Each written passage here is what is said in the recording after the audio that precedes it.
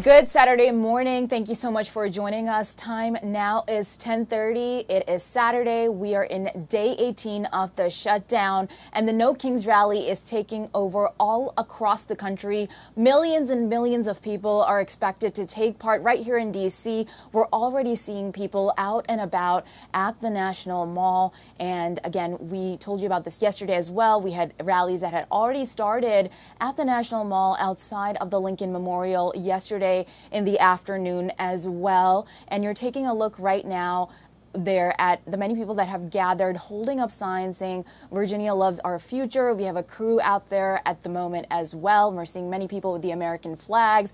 Now you can see right there, this is right outside of the National Mall, and we are seeing thousands come to DC. The actual rally, the flagship rally, starts around noon, but people are already out getting ready to make their voices heard.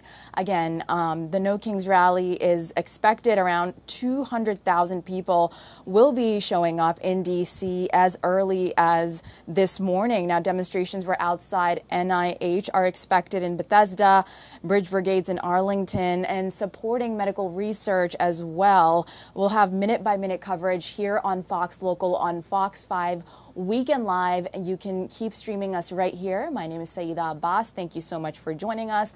A lot of the organizers that we have been chatting with throughout the week told us they are aiming for a peaceful protest. So far, what we're seeing out and about right now is a lot of people who have just gathered with their signs. And we also have one of our reporters, Matthew Myers, out there on the scene as well. And we want to remind you about certain things that you should be aware of if you are heading out the door to be part of the No Kings rally here in D.C. or in Bethesda or anywhere else that you're going. So just a reminder, D.C. law protects your right to peacefully protest.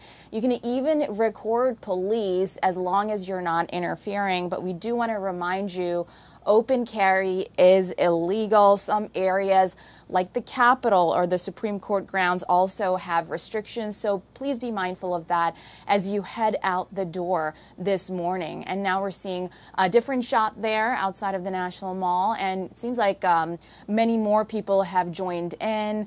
Yesterday when we were out there, I was reporting from the Lincoln Memorial, and there was a rally between the Memorial and the National Monument as well. Now people were talking about all sorts of things when they were previewing the No Kings rally. They were speaking about the war in Gaza, certain things like Palestine, and criticizing our current administration. And Saturday's demonstrations are follow-ups to No Kings that was held back on June 14th in nearly 2,000 cities across the country. Those protests were scheduled to coincide with President Donald Trump's scheduled birthday military parade. So let's talk about the phrase No Kings. First, it was coined by the 50501 movement. It's a grassroots organization that pushes back against what they call the anti-democratic and illegal actions of the Trump administration and its plutocratic allies as well. Now, again, the No Kings rally, it's expected to draw thousands of people to D.C., and it's happening all across the country here locally in the DMV. If you are heading out the door this morning, you might want to plan ahead. If you are not attending the rally, we did speak to police yesterday as well. There might be closures that you will encounter, so you want to make sure your commute is smooth as well. So be prepared for that as you step out the door as well. Now, this is happening from coast to coast, and around 200,000 people are expected right here in D.C. Now, we're seeing people out there at the National Mall doing different kinds of things. Some people are holding up signs. Some people are there with their families. Some people have flags, and others are just spectators. And we're seeing this woman here with a sign as well. People are dressed up in many different characters, dinosaurs, animals, you know, expressing their right to protest. There yesterday, we saw people dressed up, you know, like they were in jail. So many different things happening on the National Mall right there. People holding up, you know, torches, American flags, and it's only about 10:35 right now, so it's still quite early in the morning on Saturday. but the crowds looks like there's already so many people out there. And again, you will have minute-by-minute coverage right here on Fox 5 Weekend Live. This is on Fox Local. Make sure you stream us on our website. You can also watch this on Roku as well. And now we're panning the camera over. It seems like on this side of the camera, it looks like there's some tents there, and we have people out standing as well.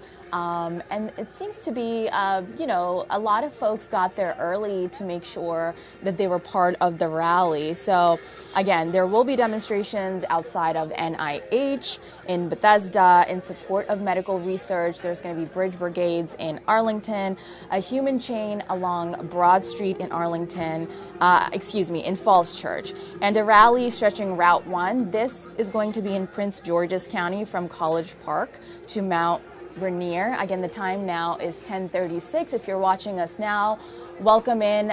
You are watching Fox 5 Weekend Live. We have minute-by-minute coverage on the No Kings rally that is taking place across the country and right here in D.C. We are also in the third week of the shutdown, where many furloughed workers, government workers, are still caught in limbo. And again, when we were speaking yesterday to folks who were part of the No Kings rally, this was a topic that came in mind. Now we're seeing folks out there, you know, representing Virginia. There are signs that say Virginia is for lovers, and we're seeing the Black Lives Matter signs as well.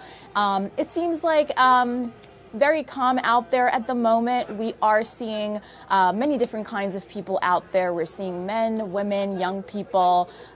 So a diverse crowd out there at this point. And you can see there's different ways that people are choosing to express themselves, whether that's through signs that they have made or things that they are wearing, different colors, costumes, and just making their voices heard. Again, this is out at the National Mall. You can see that right there, the No Kings rally taking place at the Capitol, and the flagship rally at 3rd and Pennsylvania Avenue from noon to 2 p.m. today. So if you're heading out the door, make sure you plan ahead. Again, thousands of people expected, 200,000. Events kicked off as early as 9 o'clock this morning, and again, we'll have minute-by-minute coverage for you. And I spoke to a local organizer yesterday. Her name was Dia Sherman, and she was doing a visibility brigade today. It's a neighborhood organization that she does work for, and she was telling us about how her goal is to make sure that no matter who's part of the rally or what is going to take place, that overall it stays peaceful and calm. And that was the same notion that we got from a couple of residents that we spoke to as well when we were in the DC area throughout the day, that everybody has a right to express themselves as long as things stay calm out there. And we're seeing many different signs outside of the National Mall. You can see right there, many people have joined in at this point, 10:39 now here on the East Coast in DC. Show your love to America. We are seeing folks dressed up out there outside the National Mall. And again, this is happening all across the country. We do have crews on the scene there. And people are expressing themselves in many, many different ways. We also wanted to talk about what No Kings means and where it came from. So these demonstrations are follow-ups to No Kings that was held back on June 14th, as we mentioned. Those protests were scheduled to coincide with President Donald Trump's scheduled birthday military parade. And let's talk about the phrase, quote, No Kings, which was first coined by the 50501 movement. It's a grassroots organization that pushes back against what they call the anti-democratic and illegal actions of the Trump administrations and its plutocratic allies. If you are heading out the door, an important reminder for you, DC law does protect your right to protest. You can also record police as long as you are not interfering. But we do want to remind you folks that open carry is illegal. Some areas like the Capitol and Supreme Court grounds do have restrictions, so please be mindful of that as you're heading out the door this morning. If you're wanting to join the rally, those are some of the rules that are set. And then we are going to be bringing you minute-by-minute coverage on all of this today on Fox Local, so make sure you tune in. If some of you are joining again right now, thank you so much for joining us on Fox 5 Weekend Live. It is 10:40 right now, and we want to remind you we are covering the No Kings Rally. It is a huge event where millions and millions of people are taking part in it across the country, and also right here in DC. The flagship event starts at noon. We're already seeing many folks out there. What you're looking at right now is people out and about the National Mall, and they have their flags, different signs. They have many different quotes on these posters as well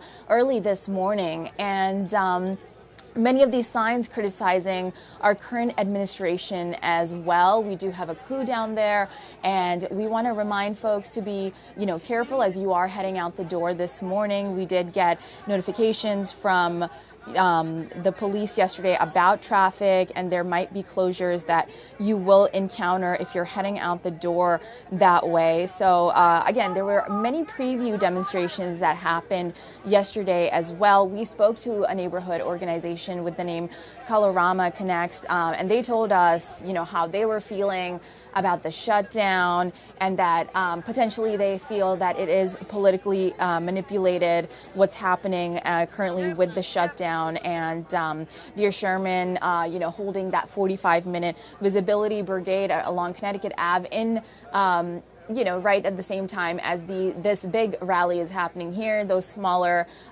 neighborhood rallies are happening as well. So in DC alone, 200,000 folks are expected. Events kicking off as early as 9 a.m. We're already seeing folks out there, dressed up in their outfits. Save Virginia Farmers. You're looking at that sign right there. Colorful signs with hearts and folks ready to go out and about. The Resolute desk is not a throne. Stay strong and carry on. And we're seeing we peacefully protest on signs as well. American flags, people, all sorts of ages out there at the moment, whether that's our younger folks, men, women. But it's already getting pretty crowded out there at the National Mall for the No Kings protest right here in DC. And when we spoke to organizers yesterday, they mentioned they wanted to raise visibility for democracy, for standing up for ourselves, the power of the people. And certain people that we did speak to yesterday told us that, they were not feeling comfortable enough to attend a rally like this and didn't want to get involved. We spoke to law students yesterday who mentioned, we have a constitution and we need to defend the Constitution as well and fight for the words on the Constitution. If that means we need to get advocacy going, that's what we have to do. Again, we have minute-by-minute coverage right here on Fox Local. You are watching Fox 5 Weekend Live. It is 10:43 right now. You are taking a look outside at the No Kings protest in DC, outside the National Mall, where we're seeing many people out and about already, waving their flags with their signs. And it is all, as they say, to raise visibility for democracy out there. Now, again, demonstrations will be done outside NIH in Bethesda in support of medical research, bridge brigades in Arlington, and a human chain along Broad Street in Falls Church as well. More than 2,700 events are planned across the United States, and one of the flagship rallies will be at 3rd and Pennsylvania Avenue near the Capitol. And you're taking a look at the rally at the National Mall. Right there, we do have a crew on the scene there. We have a reporter, Matthew Myers. Now we're seeing, folks standing around outside with the signs that they have made, and you can see the camera panning to the different sides of the rally and how many people are out there. And we're seeing folks, kind of just standing right now. No one's really moving around too much, and it seems like everything everything is happening in the middle of the National Mall right there. We do have a gentleman that we're looking at right now giving directions to people who are taking part in the rally as to maybe where they might go later on, but we are seeing different types of posters, like Virginia is for lovers, and we're seeing signs with different meanings that people are standing for today, whether that is standing up for democracy, as they say, or criticizing the current administration, American flags. And this is right in the middle of the National Mall and the Lincoln Memorial on this Saturday morning, 10:45 at this moment. Now we're seeing the camera pan over to the other side of the National Mall, and we're seeing more and more people join the rally. It is only 10:45 and we're already seeing so many people out and about at the National Mall. Again, this is happening all across the country, but this is right here footage of DC, and folks already early this morning with their signs and their shirts, and making sure that they are making their voices heard in this peaceful demonstration. So far, everything seems calm out there. We are also seeing people talk about Virginia farmers. And let's take a live listen in now. We're going to go ahead and have you take a listen into the No Kings rally right there at the National Mall. Where are the song sheets? And then if you want to distribute them to people, that would be so helpful. You are here for the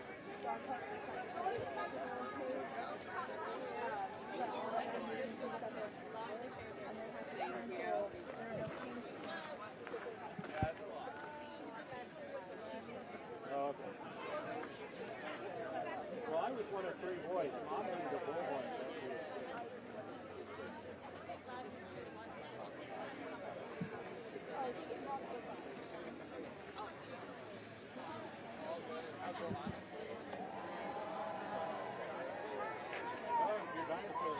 Can my people standing over here start to file towards the back if you are able? Start to file and fill in the back. Keep going back if you are able. Yeah, they want them all in a line. Fill in the back with signs. They were suggesting put the flags down and the signs in the back.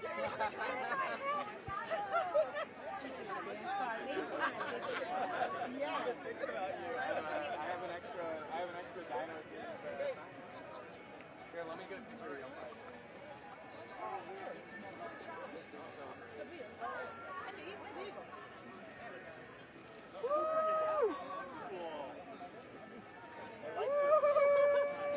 Beautiful, beautiful.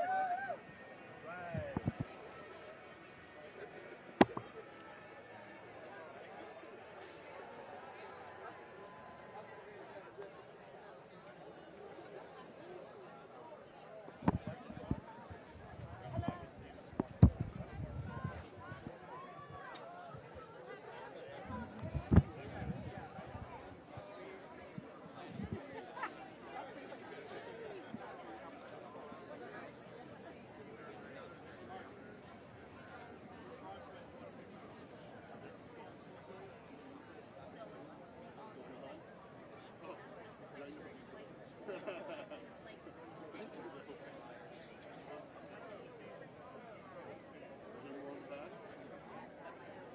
Volunteer girl. Get out. You're gonna have to spell me.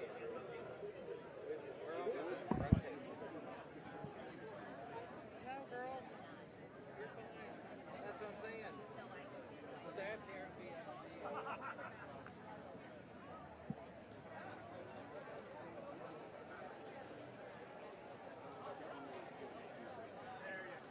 Yeah, yeah. Let me move this there.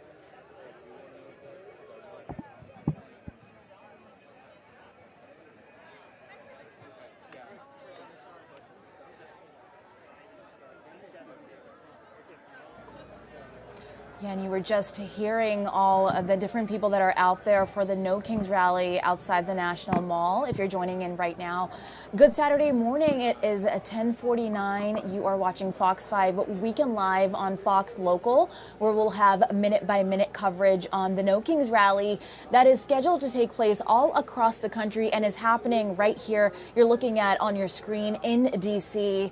at the National Mall there as well. We're seeing different organizations taking part in the rally, and we are seeing people that have already gathered there as well. It's really the calm before the storm in D.C. and cities across the country there. We're seeing different organizations you're looking at with their signs out there, and it's called the No Kings Rally, a nationwide day of action that is focused on civic engagement and accountability. We have been speaking to local organizers, local residents, and you are looking at that right now. They are chanting there. Take a listen in.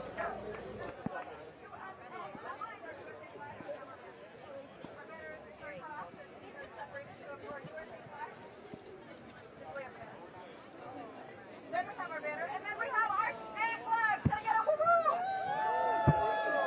All right, states and territories are my section over here. So if you haven't already yet, go ahead, unroll. Make sure everybody with a flag, make sure it's all the way extended. Yes. The telescopic poles, you can just keep pushing it up, and also general rule, try not to let them touch the ground if you are able to.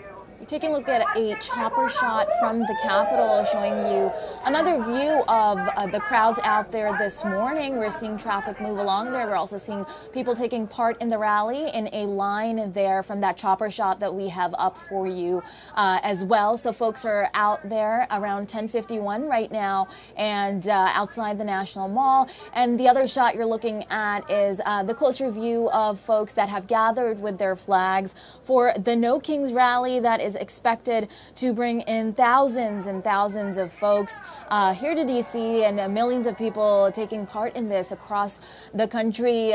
We're seeing many different types of people out there right now making their voices heard. Again, it's for the No Kings rally, and you're looking at a chopper view there in Washington, D.C. of people waiting in lines, and now traffic doesn't seem to be too bad out there. Things moving smoothly as well. And the other shot showing you a closer look at the National Mall. We're seeing tents out there and organizers, chanting, giving direction to folks that have gathered outside of the National Mall this morning. Different signs out there today, including Virginians for Lovers and different organizations, including WOFA. Now we're looking at the chopper once again and showing you that other aspect and other view of Washington, D.C. right before the rally is set to start at noon. But folks are already out there. More than 2,700 events are planned across the U.S. The flagship rally being held at 3rd and Pennsylvania Avenue near the Capitol, and around 200,000 folks expected right here in D.C. And events kicked off as early as 9 o'clock this morning. We do want to make you aware, if you are heading out the door, if you're not taking part in the rally, make sure you plan ahead. There might be some traffic changes, but what you are seeing there is that it seems pretty calm at the moment, and right now they're not moving around as much. Again, the chopper shot in D.C. is showing you outside what is going on and the lines that people are in, the posters that they are holding, and Metropolitan Police Department shared a statement with us saying people should anticipate rolling road closures in the areas around demonstrations, and updates are going to be posted on their X page, DC Police Traffic, via Alert DC. While there are no known threats to the district, but they are encouraging everyone to stay calm and careful and vigilant. If you see something, say something. But a beautiful day in the DMV, and we're seeing Bill Nye there as well. talking to folks that are part of the rally at the National Mall. Bill Nye, the science guy. And now we also are seeing more people gathered in that chopper shot in Washington, D.C. It looks to be like they are in a line, maybe trying to get in or just waiting outside with their posters on full display there. Now, full shot of that, from a full aerial view from Chopper 4 there. And let's take a listen in to that rally at the National Mall. Citizens, I am so excited to welcome you to the Virginia is for Lovers Parade. We are going to have an amazing, joyful, peaceful, non-violent love parade. My name is Michaela Pond. I'm an elementary school teacher, if you could not tell. I herd cats for a living. I had the good fortune of teaching America's future, and I am so excited that your teachers have taught you patriotic songs, and I hope you will sing them as joyfully as you did when you were in 4th grade. We are going to get ready to march at 11 o'clock. We are going to sing our first song. After we sing the song, we are going to go out to the gravel. We are not marching up on the grass. Basically, follow the leader. Remember that game? We're playing follow the leader today. Thank you so much. At the end of the parade, please return your flags to the Epstein files. Epstein files. Please return your flags. All right, sing loud, sing proud. Let's have fun, and let's get the first Virginia woman governor elected! I would like to introduce a very dear friend and neighbor of mine, Bill Nye, the science guy! Greetings, greetings, greetings, fellow citizens. It's so good to see us all out here. I am a native Washingtonian. I have a lot of family in Arlington. I have a lot of family in Roanoke, in Richmond, and Danville, Virginia. The Commonwealth is a beautiful place, and we are going to keep it that way. I was here for the Vietnam War. So was I. It was elbow to elbow on the National Mall. You couldn't see the ground. And that changed the world. That protest influenced our lawmakers to do the right thing. And we're going to do the same thing today. If you read the Declaration of Independence, which is safely stored right over there at the National Archives on Constitution Avenue, you can find it. It's now available in paperback. You will see some of the very same things that they were concerned with their monarch in 1776 that we are concerned with our president. But working together with this protest, peacefully, respectfully, we can, dare I say it, change the world! So as we sing, let us gently move over to the gravel path, the decomposed granite, the DG. Is that right? We have one more guest to introduce. One more guest to introduce. Bill, cool it. Bill, get it under control. So I will now hand the bullhorn to one more guest, Michaela. You are all part of the 3.5%. Thank you so much. It is my amazing honor and pleasure to introduce Senator Adam Schiff. How you doing today? Well, it is wonderful to see so many of you out here today. Thank you for coming out. I was just thinking as I was listening to Bill, and isn't Bill wonderful? I was thinking about visiting this mall with my father, who passed last year at 96. He joined the service at the end of World War II and was stationed in Virginia. And that generation and all that followed have lived in a world that was ever expanding in its freedoms. We saw new democracies being born. We saw walls coming down. We saw our freedoms expand. We saw our ability to associate with whom we would, to speak our piece, to love who we would love. And we thought that somehow this this democratization was inevitable, it was inexorable. It was like Martin Luther King's moral arc of the universe, always bending towards justice, until suddenly we found it not bending towards justice. Until suddenly we found that arc not bending towards justice, until suddenly we found our freedoms contracting instead of expanding. And we came to realize that this incredible legacy of ours, our democracy, is not inevitable, it is not inexorable, it is not like gravity. We have to defend it. We have to come together and defend it. And that is what we are doing today. We are gathered on this great mall to defend our democracy, to say hell no to kings. We are not going back. Our founders listed a long set of grievances against having a king, that troops were sequestered among us, that the justice system was perverted, that the king was imposing tariffs on us. If you look at the long list of grievances of our founders, you will see just how familiar they sound. And we are gathered today to say we will defend our democracy, we support our democracy. Hell no to kings. Hell no to kings. And I thank you for being here, because it is a million acts of patriotism that we're seeing all over the country today, of courage, of speaking out, that are going to save this country. Thank you so much, everyone. Such a wonderful surprise. And I still want you to try my chili. Are we ready to sing? Song sheets out, flags up. Song sheets out, flags up.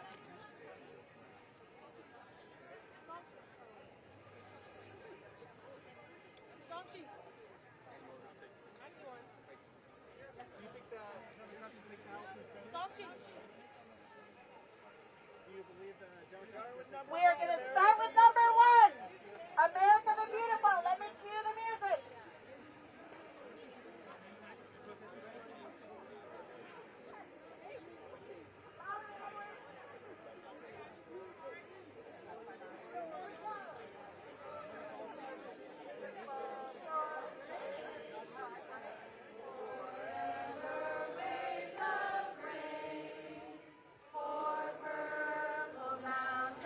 Majesties above the fruited plain. America, America, God shed His grace on thee, and crown thy good with brotherhood from sea to shining sea.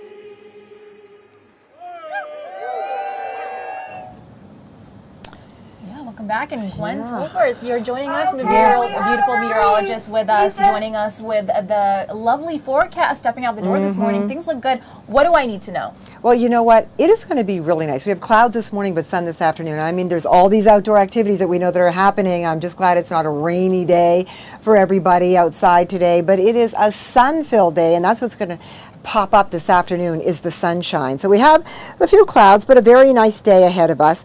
Tomorrow's going to be a little different. We have some pretty gusty winds to talk about, and also some late day rain. It's going to come in the evening hours. And then the week ahead, some cooler days, heading to the low 60s. And I want to tell you, starting out this morning, it was a little bit on the nippy side, but it will warm up.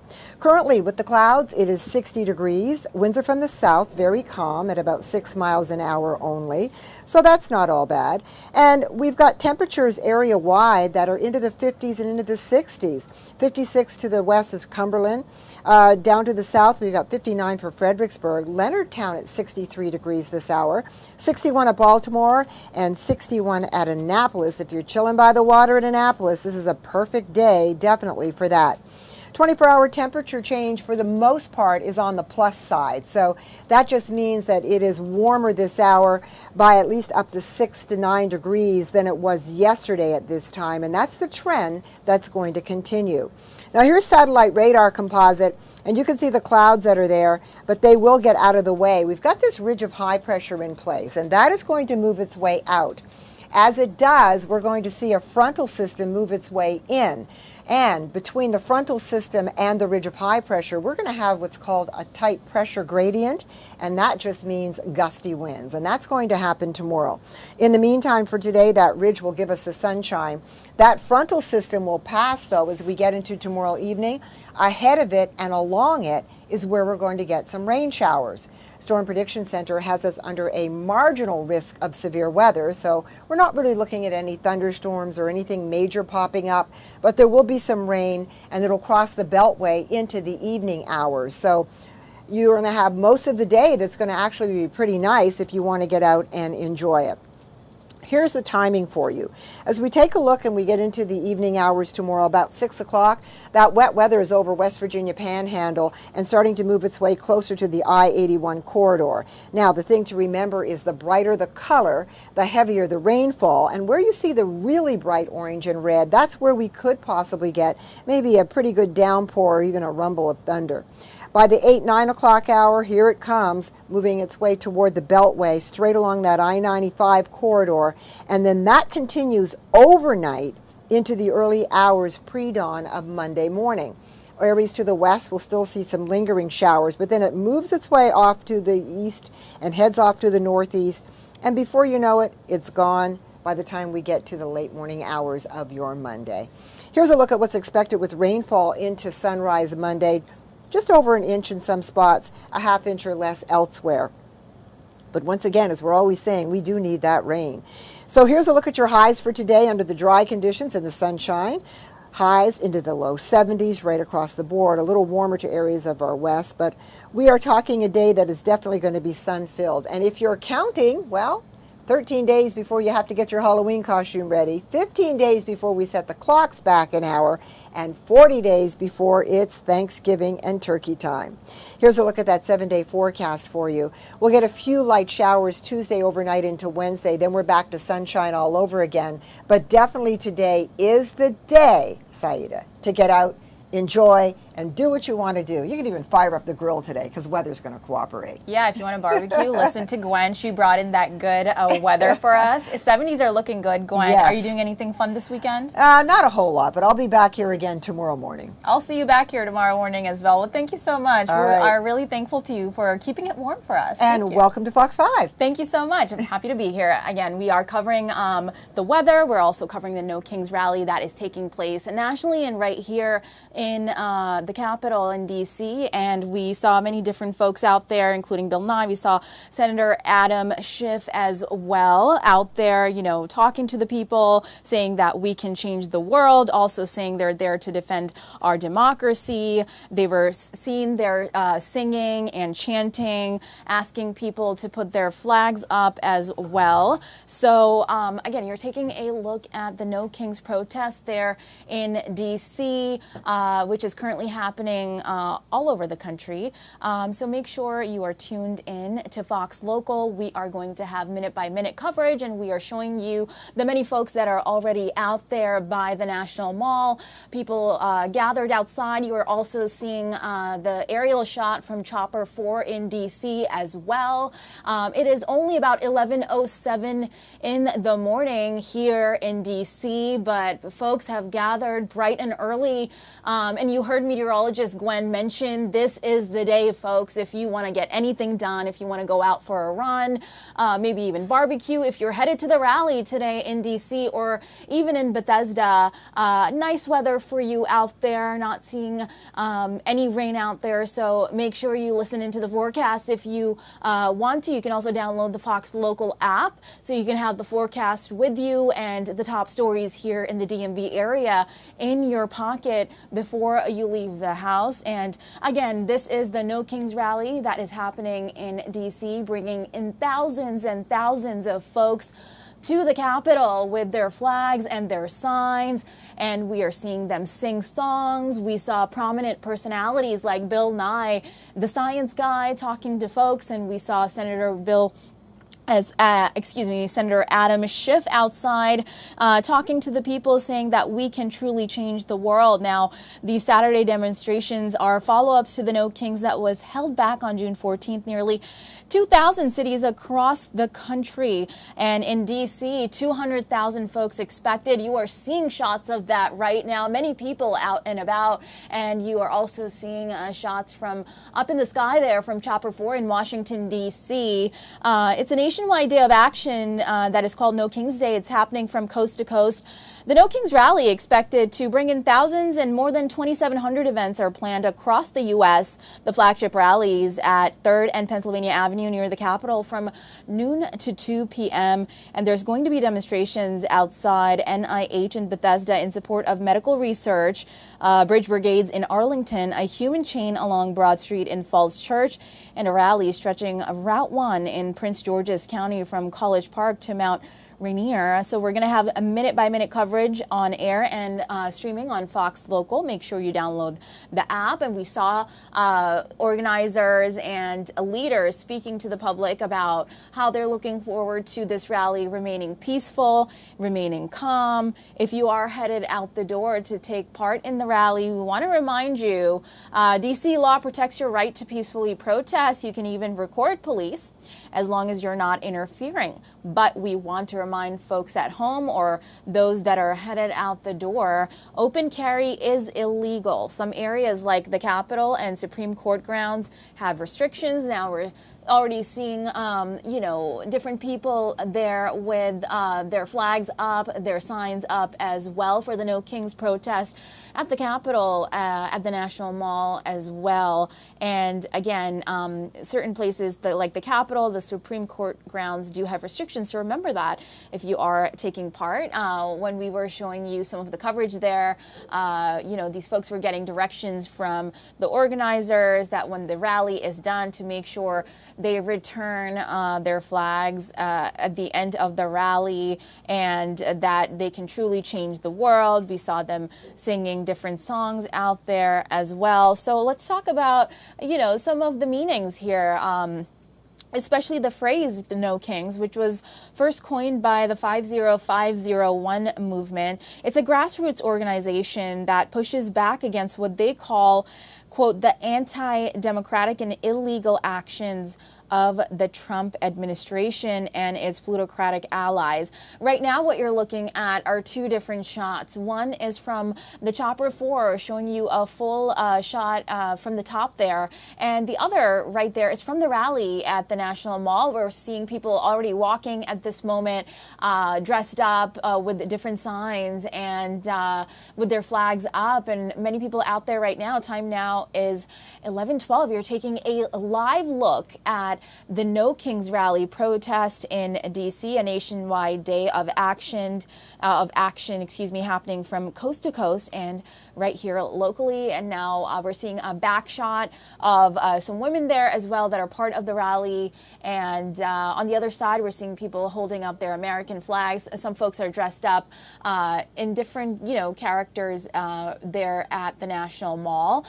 In the other shot from the Chopper, you can see even out there, we are looking at folks who are waving American flags. We are seeing shots of the traffic and people in a line out there with their messages on those posters and those signs that they have made.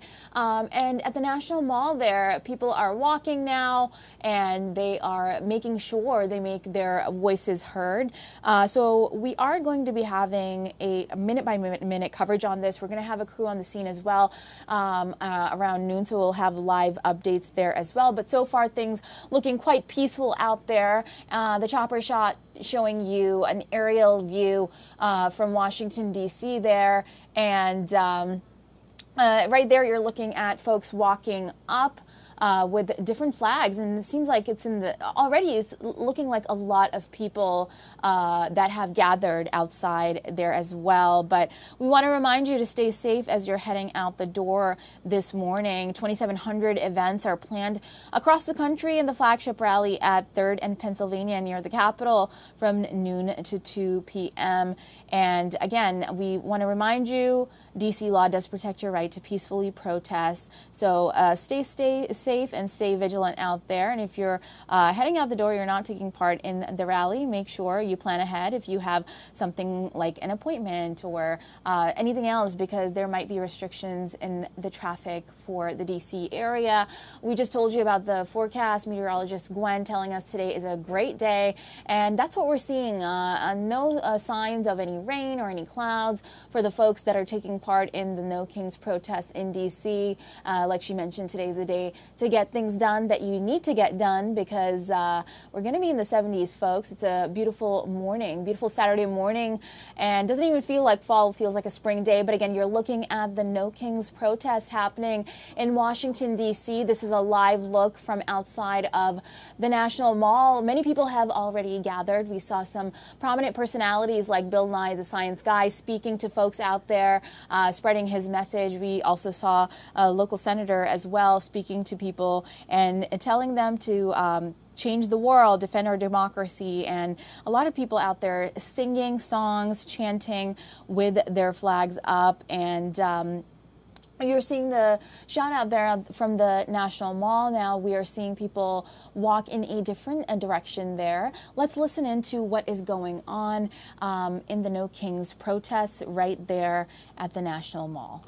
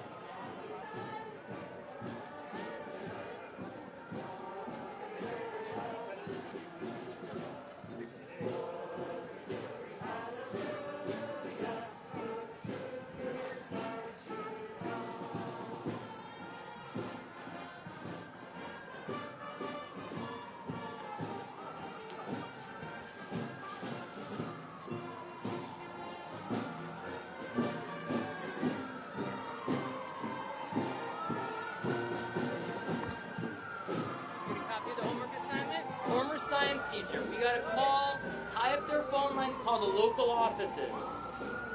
Have conversations with the people who work for these scoundrels. And here, just in case. Thank you.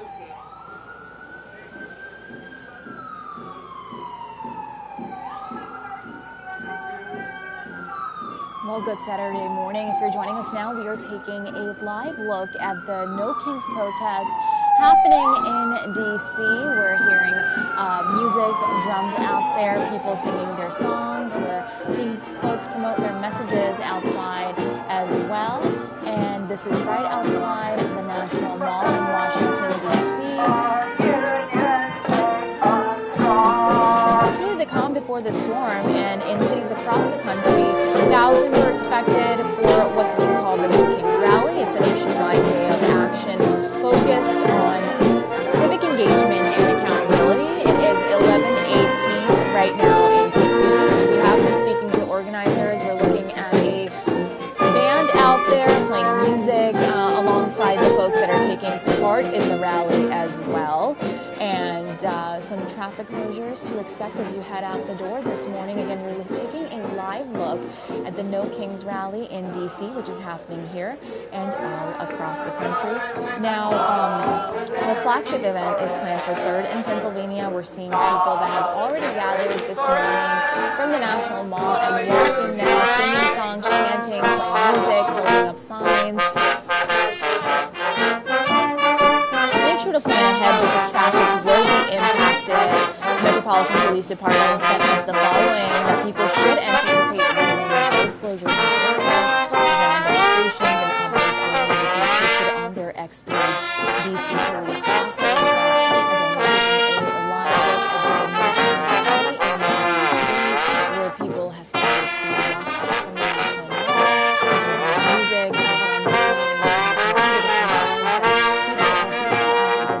messages and the flags as well.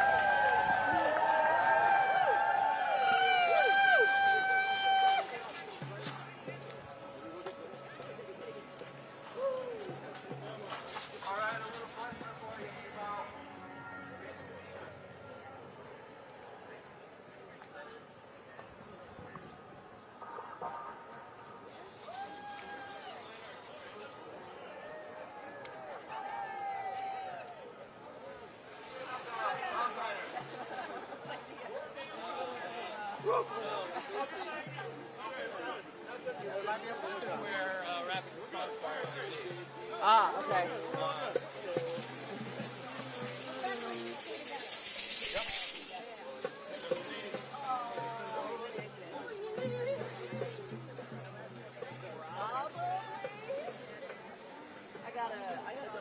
There's a bunch of mad distinct contingents merging. I think there was actually 2 different routings for different meetings.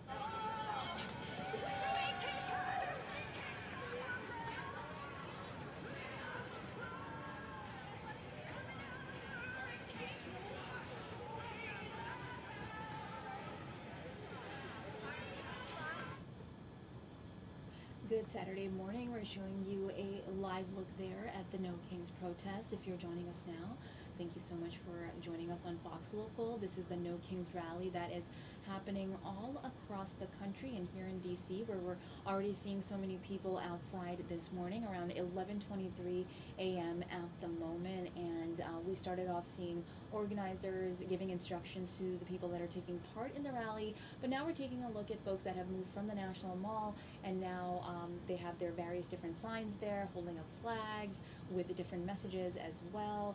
You're seeing the camera pan over to the other side there as well, where folks are making their opinions known, singing songs. There's music playing. There was a band that we saw earlier, and the No Kings Rally is going to be bringing in thousands of folks here to the DC area, but millions across the country. Now, 2,700 events planned, and a lot of folks have been preparing since yesterday.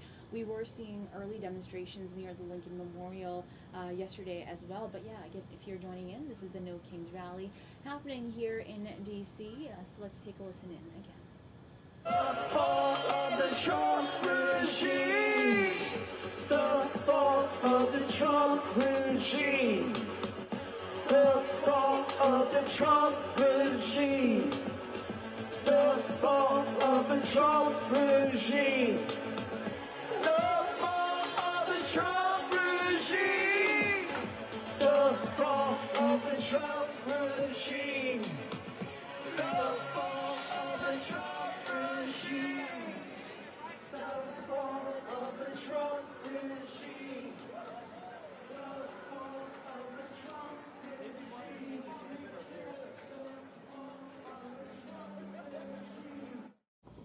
Yeah, we heard people singing the fall of the Trump regime there during the No Kings Rally. So many different activities and folks dressed up. Some people with signs, some people are dressed up in costumes, some people have all sorts of flags out there, making sure they're making their voice heard. Now, we do want to remind you about DC law, which protects your right to peacefully protest and even record police as long as you are not interfering. But again, open carry is illegal. So a reminder for those that are heading out to the rally this morning. On this side, we are seeing another group there with their sign in their pink shirts. Some areas like the Capitol and Supreme Court grounds do have restrictions, so be mindful of that.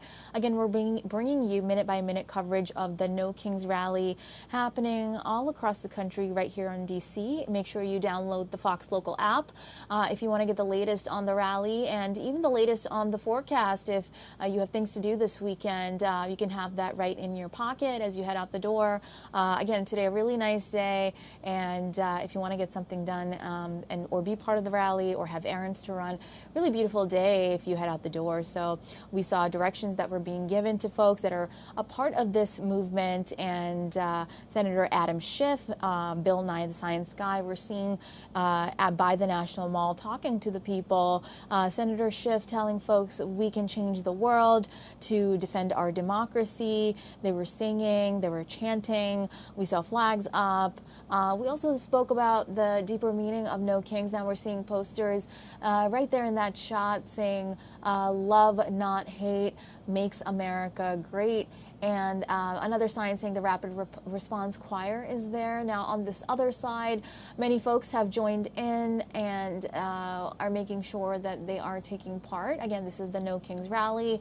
If you are joining us now, this is a live look at the DC No Kings protest, and walking towards the Capitol there in the shot as well.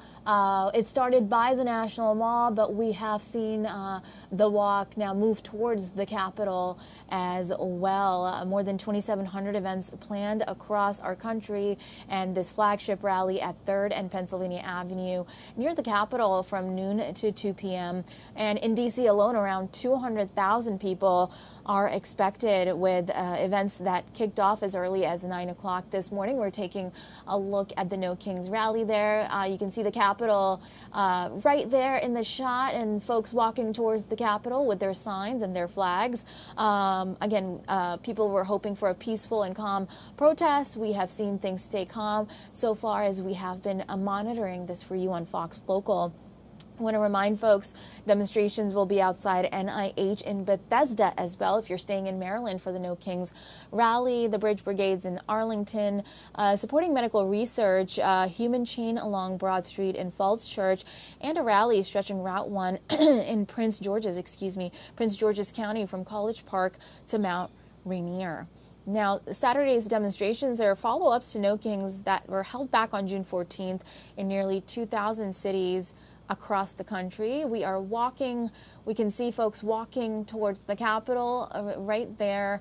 Power to DC, we're seeing many different signs with different messages out there today.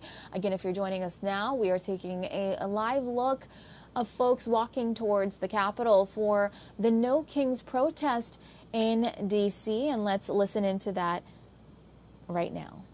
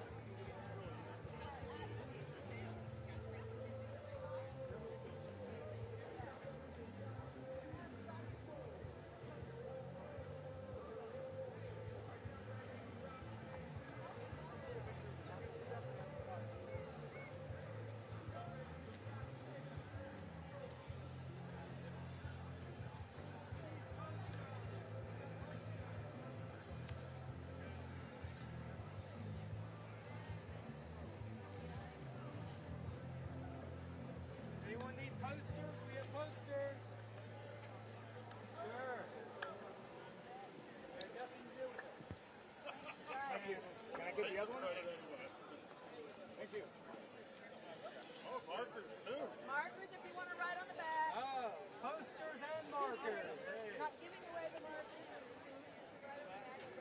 Posters, we got posters here. We have one that says, are you posters? We got posters. We got the posters. Like I said, you can write on the back. Yes. Yes. Blank back. There's markers there. Okay, what do we need?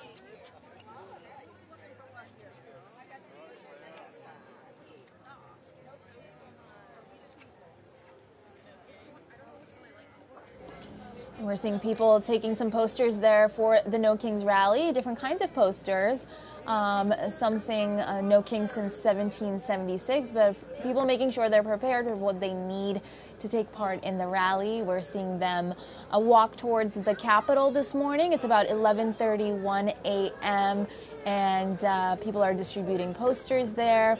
We heard music, we heard people expressing themselves with different costumes and posters. Now we're seeing the camera walk towards the Capitol. This all started at the National Mall. Again, you're watching the No Kings rally live in DC and happening all over the country.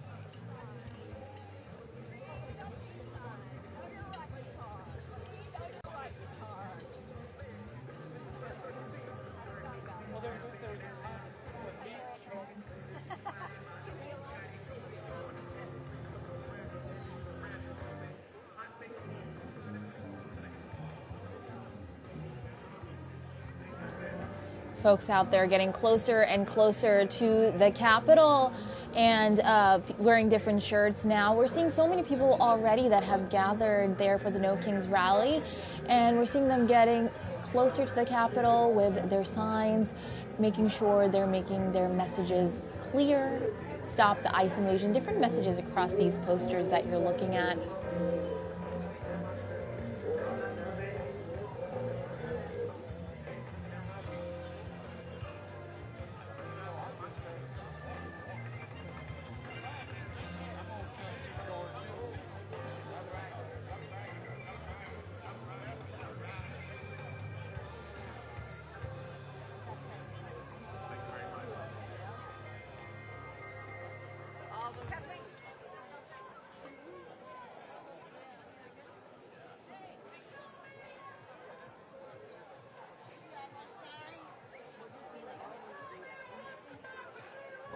Crowds and crowds of people at the No Kings protest in D.C. The camera panning over, showing you the volume of the crowds there in the Capitol, walking towards the Capitol building there. Different signs as well.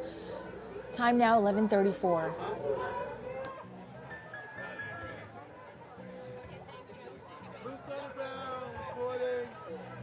Get the straight skinny, what the hell's really going on in this city? Bring it first, and not the Washington Post.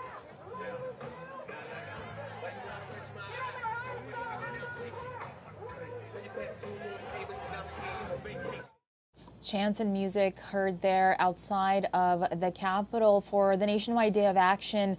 No Kings Day happening coast to coast, 2,700 events happening across our country, and this one at 3rd and Pennsylvania Avenue near the Capitol from noon to 2 p.m. But as you can see, it's 11:34 and people are already out and about chanting and singing and playing music there.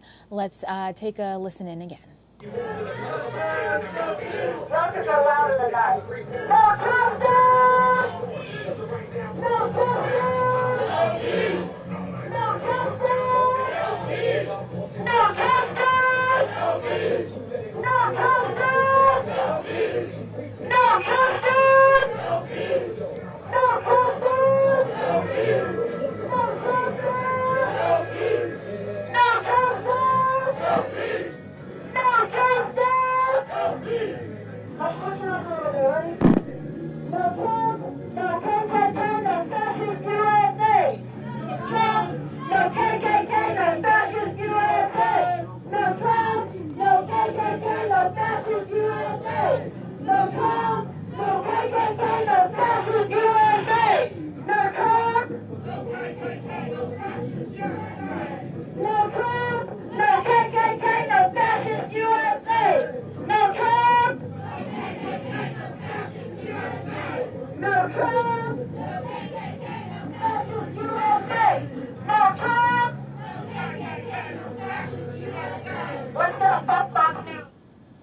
And we are hearing people chanting no Trump, no KKK there. Different chants outside for the No Kings rally protest happening in D.C. by the Capitol, which was set to kick off at noon, but already volumes of people out there sitting and listening to people and what they have to say with their own signs, different messaging outside as well. Let's take a listen in again. But before we do, if you're joining us now, good Saturday morning. You are watching live in D.C. the No Kings rally taking place, drawing in thousands of folks, not just here, but across the country. Let's take a listen in one more time.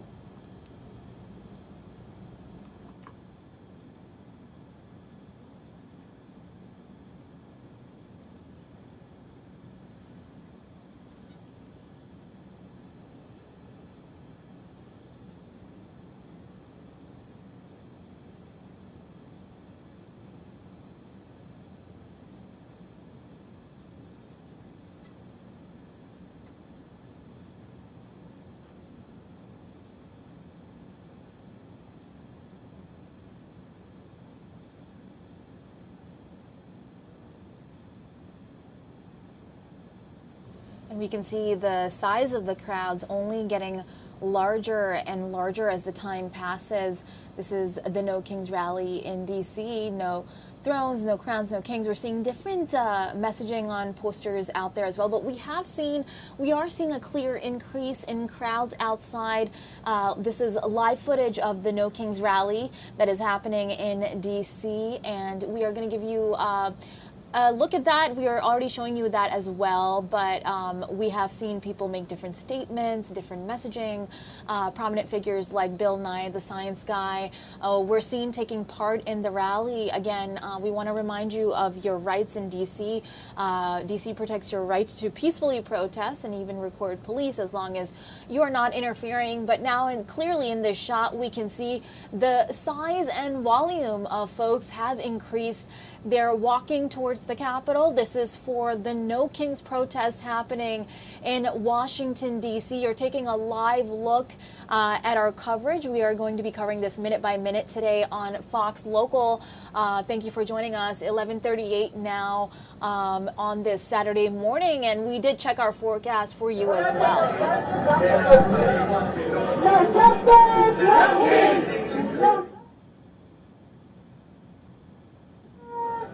You can hear right there, no justice, no peace. Again, folks, if you're joining us now, good Saturday morning. You're watching a live coverage of the No Kings Rally protest that is happening right now in D.C. Live coverage set to start at noon, but it's already seeing so much volume and groups of people outside chanting. There are different posters. American flags can be seen outside as well. We will have a crew on the scene bringing us the latest, but you are taking a live look at the No Kings Rally protest in D.C. Folks walking towards the Capitol, and we saw this rally start at the National Mall. While people were getting ready outside, we're taking a look at some of the posters that are on the ground saying, "Remember your oath," crowns with X on them saying since 1776. Different songs. People are using music to get their messaging across. Folks are dressed up. Some are dressed down. Some people have their flags up. Some people are standing while others are sitting.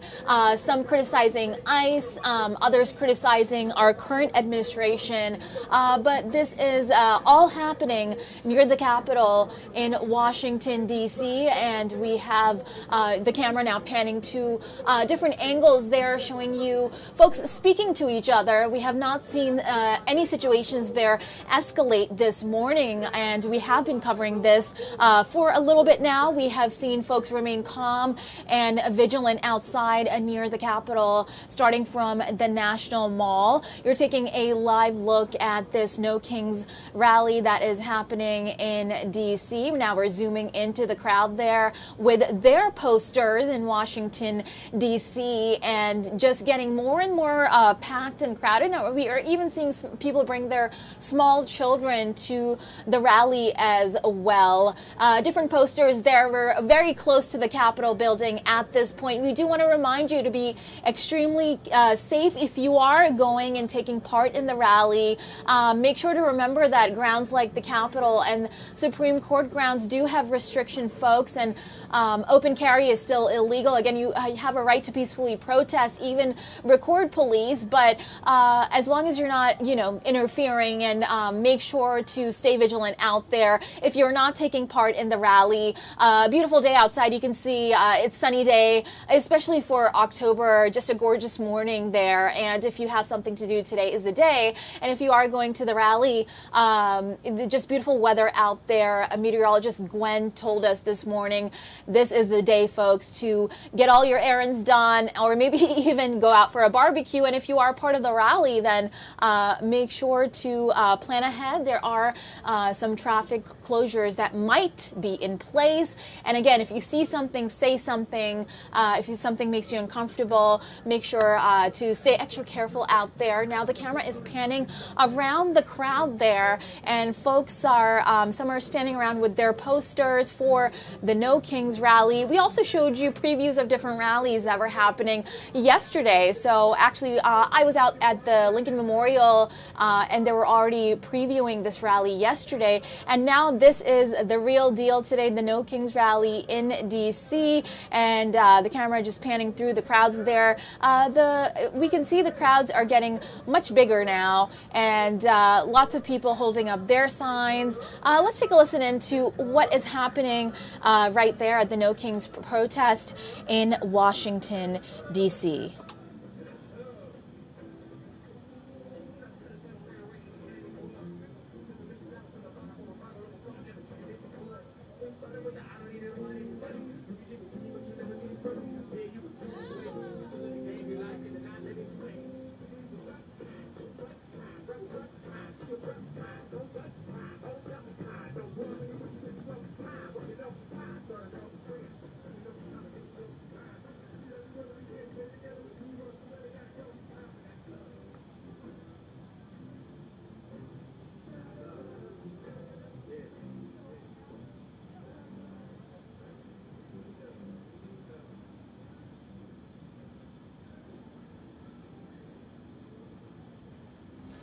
A live look there at the nationwide day of action called No Kings Day, which is happening from coast to coast. And this is a live shot there in Washington, D.C., near the Capitol. No Kings Rally drawing in thousands of folks here to D.C. 2,700 events are happening across the country. The flagship rally at 3rd and Pennsylvania Avenue near the Capitol. And another interesting poster there that you can see. Very colorful posters outside. Some people dressed up today as well. There will be demonstrations outside of NIH in Bethesda in support of medical research, bridge brigades in Arlington.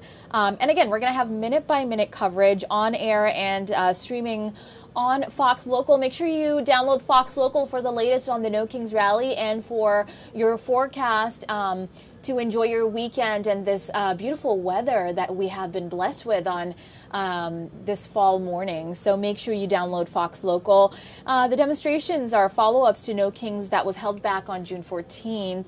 And this happened in nearly 2,000 cities in our country. Protests were scheduled to coincide with President Donald Trump's scheduled birthday military parade. And again, the phrase No Kings was first coined by the 50501 movement, which is a grassroots organization that pushes back against what they call, quote, the anti-democratic and illegal actions of the Trump administration and its plutocratic allies, end quote. And you're seeing there the crowds are increasing now that we're approaching the afternoon, time now 11:45. This is a shot right outside of the Capitol. Many folks there holding up flags and their own posters. And we want to remind you, around 200,000 people are expected in D.C. alone. These events kicked off as early as 9 o'clock in the morning. We're seeing some folks in the tents there, and the camera moving toward the back of the tent. And we're following folks that are walking towards the Capitol. Let's take a listen in once again.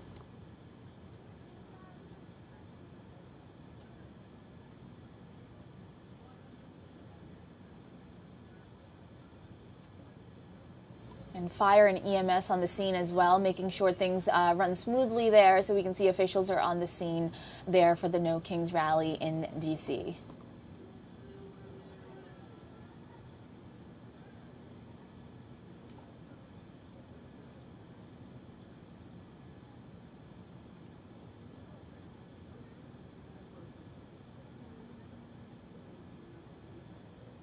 And the police car blocking off the roadway there.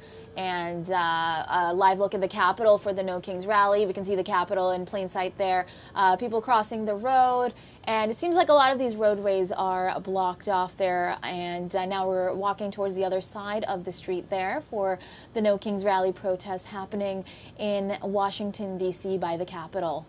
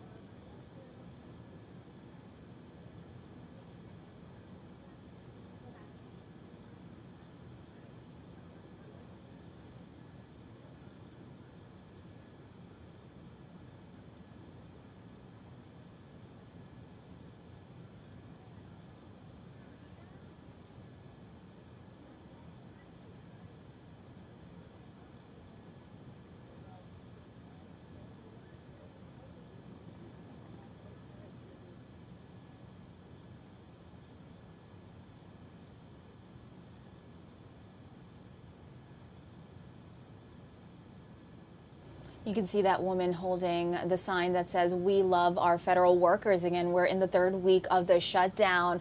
And this is a live look of the No Kings rally in D.C.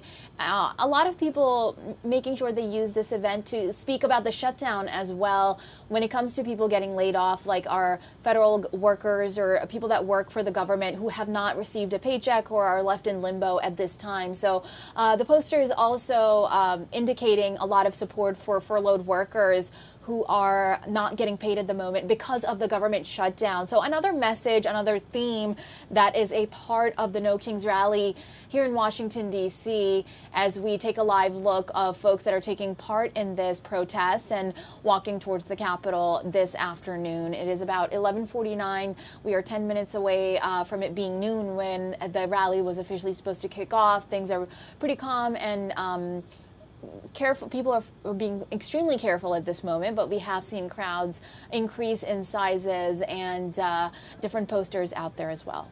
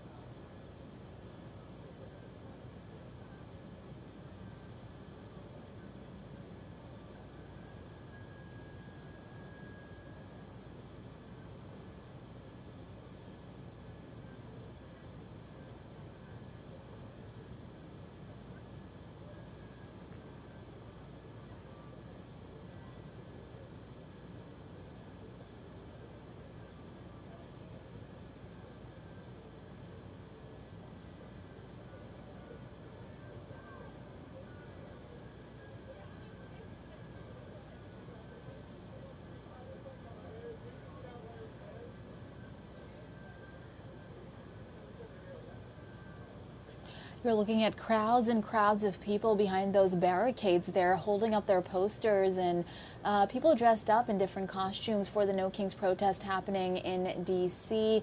And as the camera pans over, we're seeing the Capitol in the main shot there with guards on scene and police on scene as well.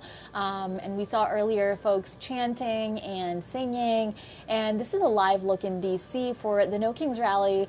It's a protest happening all across the country, bringing thousands and thousands of people, around 200,000 folks expected in Washington, D.C. this afternoon.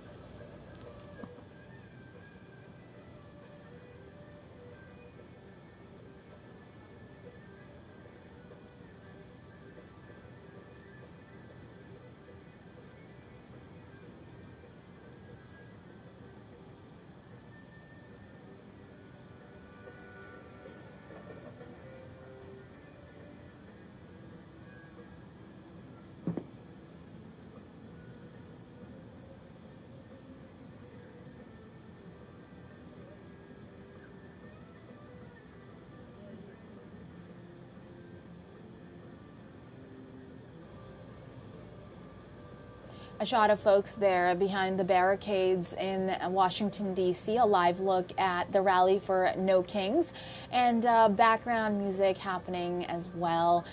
People with flags, with their posters, all of this for the No Kings rally happening in D.C. We will have a crew there reporting live from the scene as well. But you can see crowds and crowds of people that have gathered in the nation's capital to make their voices heard. As you head out the door this morning, make sure to plan ahead because there will be some delays in traffic and just beautiful weather outside as well. So make sure you download the Fox Local app to keep updated on the rally and the weather as you plan out your Saturday and your Sunday tomorrow if you are wanting to get things done and just want to know the latest on what you can expect. Download the Fox Local app.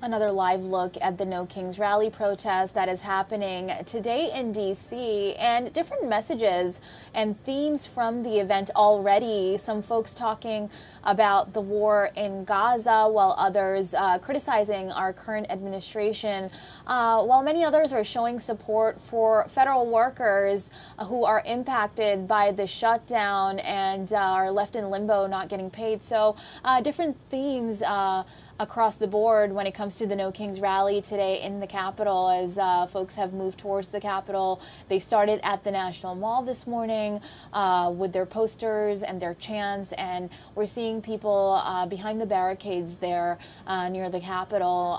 The crowds have just only gone up in size for the No Kings rally in D.C. You're taking a live look there. It is 11:57 a.m. right now. It's a nationwide day of action that is happening across our country. 200,000 people expected. Things kicked off as early as 9 o'clock this morning, and 2,700 events planned across our country. The flagship one you are looking at there near the Capitol, set to start noon to 2 p.m. Of course, these folks got there bright and early this morning with the beautiful weather, and we will also have a crew live at the scene as well.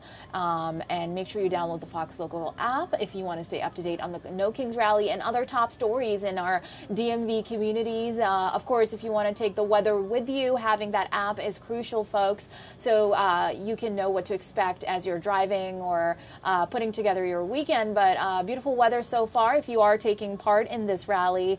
So far, things have remained calm, and we are seeing folks stay vigilant outside, speaking about what they are passionate about. Prominent personalities were part of this day, like Bill Nye the Science Guy, Senator Adam Schiff. Some of the messaging here: we can change the world, defend our democracy. Lots of singing, lots of chanting, lots of flags and posters. Now you can see the stage area there. We're seeing people behind the barricades, and the stage area is showing crowds as well, and a message that says "No Kings" with an X through the crown. The power belongs to the people. And we did talk about the phrase "No Kings," which was coined by the 5 50501 movement.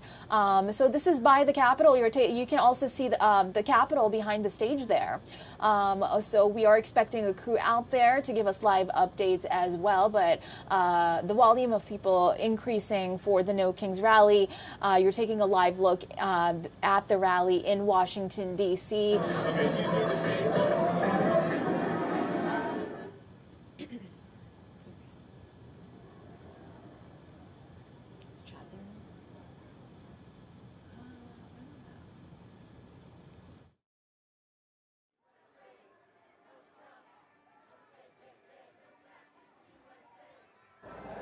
History in the making there, taking a live look at the No Kings rally in D.C. Thank you so much for joining us. Good Saturday afternoon, rather. 11:59 on the dot, and we are showing you a live coverage of the No Kings rally in our nation's capital. Folks are out there chanting and singing and holding up their signs, holding up the American flags, and talking about different things that they are passionate about, whether it is the shutdown, the economy, the war in the Middle East, or just opinions they have on our current administration. So 2 shots up for you right now. One shot panning around to show you the crowds behind those barricades, while the other shows you the stage there in Washington, D.C., and showing you the Capitol in plain sight in the center of the shot there. There are women, there are children that we saw. Now there's folks outside gathered by the stage, which displays the No King signs. And the other camera that we're looking at, and walking through the crowds there in the Capitol, and the different kinds of messaging that we're seeing, and just a busy day out there. But the weather seems to be cooperating if you are heading out the door for the rally or anything else that you are trying to get done this weekend. So again, we're showing you a live look of the No Kings rally that is happening by the Capitol in D.C. 200,000 people expected in our nation's capital, and this is happening all across the country. History in the making.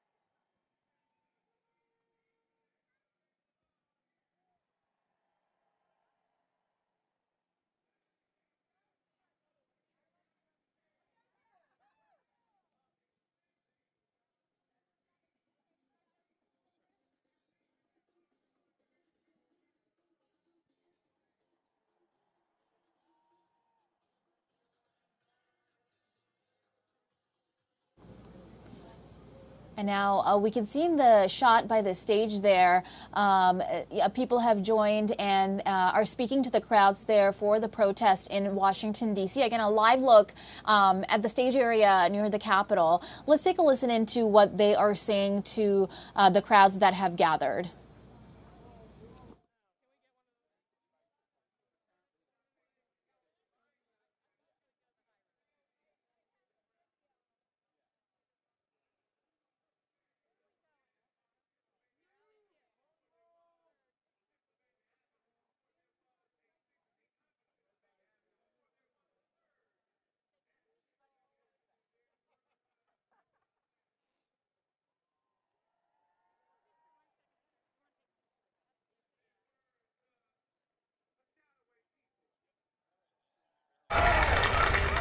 There were the Piscataway people.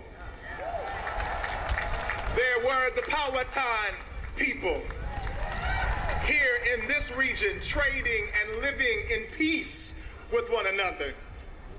until people wearing collars like me decided to displace them. And so we gather to remember that the land that we stand on is sacred land. And we acknowledge those who have come before us. We acknowledge the descendants of formerly indentured servants, then becoming slaves who traded with those indigenous Americans on this land. And so you are standing on holy ground. Amen.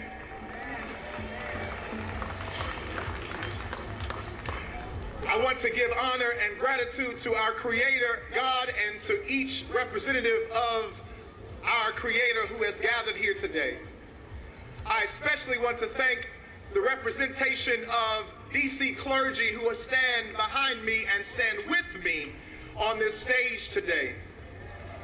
Showing you, come on and give them some love.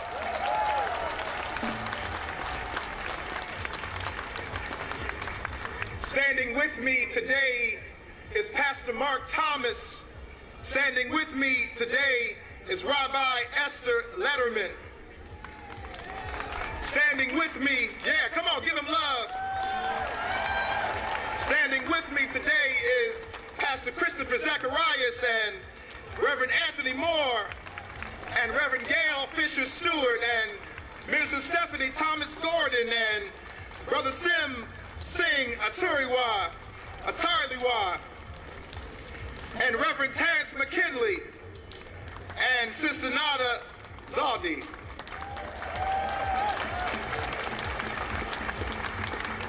If I butchered anybody's name, as we say in our tradition, please charge it to my head and not to my heart. In my tradition, there is a story in the book of Daniel in the 3rd chapter. It's a story that you can find in the Hebrew Bible. It's about 3 brothers named Shadrach and Meshach and Abednego. And there was a king in the land in those days. And that king's name was Nebuchadnezzar. He was a narcissistic king. He was a prideful king. He believed that neighbors should turn against neighbors instead of loving neighbors. He believed in the occupation of territory and not the blessing of sacred land.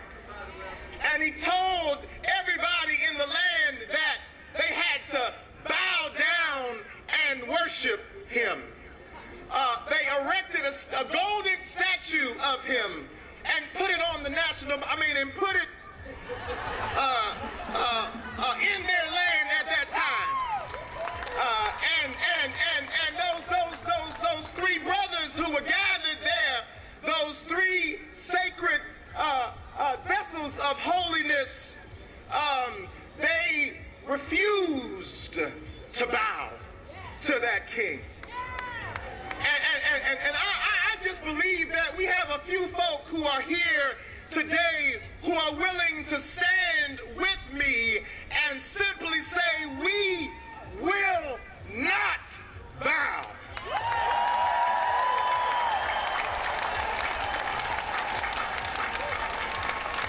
No, we won't bow to any power that traffics in fear and division. We will not bow. We won't bow to an empire or to a regime that believes in separating us by the documentation or the status that we carry or the faith that we witness to or the people that we love or the places that we come from, because our God knows the places that we are going. Our God is not concerned about where we came from. The God I serve takes us wherever we came from and tells us that you are the beloved of God. I encourage you, brothers and sisters, siblings that are gathered here together, look to your right, look to your left. There is a simple principle that I learned from Bishop Desmond Tutu in South Africa, who stood for decades against apartheid. And he simply taught us to look each other in the eye with a principle that we call the Sawubona principle. The Sawubona principle means I see you. And right now, I encourage you, siblings that are gathered here, use your eyes. Use your eyes. Look to your left. You don't have to say a word. Look to your right. Embrace that loved one that's there with your eyes and show them, even now as we gather here, I see you. A people, a people who can see each other, can remind each other of our collective sacredness. A people who can see each other cannot unsee it when our babies are being pulled out of cars on their way to be dropped off at school. A people who can see each other cannot unsee masked ICE agents pulling up in our city and cities around the country. A people who can see each other cannot unsee wickedness and spiritual wickedness in high places. Somewhere I read that a people who see each other cannot unsee vile hypocrisy in the land. But a people who are determined to see each other will collectively say, we will not bow.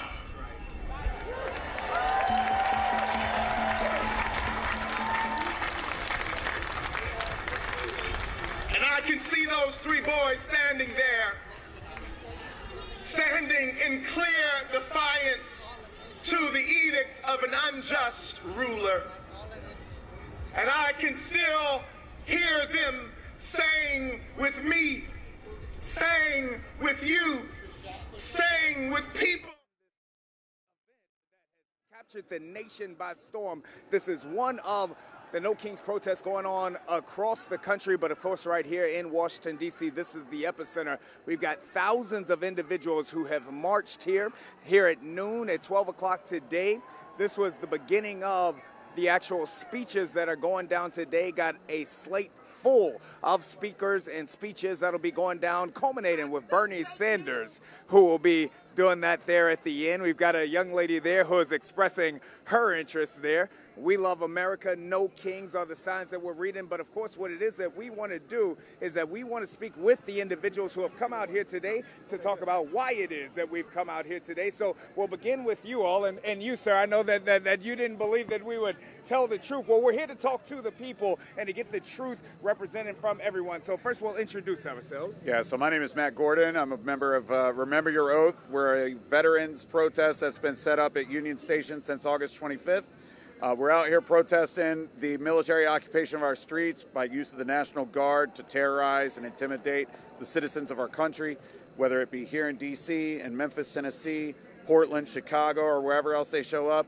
We're committed to being out in the streets and protesting that as much as possible. Well, and I think that there are a lot of people, again, who are around the nation, because this is going on, this is a movement that has been going on, who say, are we here just to complain? Are we here to share our grievances? Why is it that you came out today? So today we came out as part of our organization. One thing that we'd like to do is reach out to unhoused veterans in whatever city that we're in and link them up with people like my friend Bardia here, who's a veterans lawyer, help them get the benefits that they are earned and deserved, that they've earned.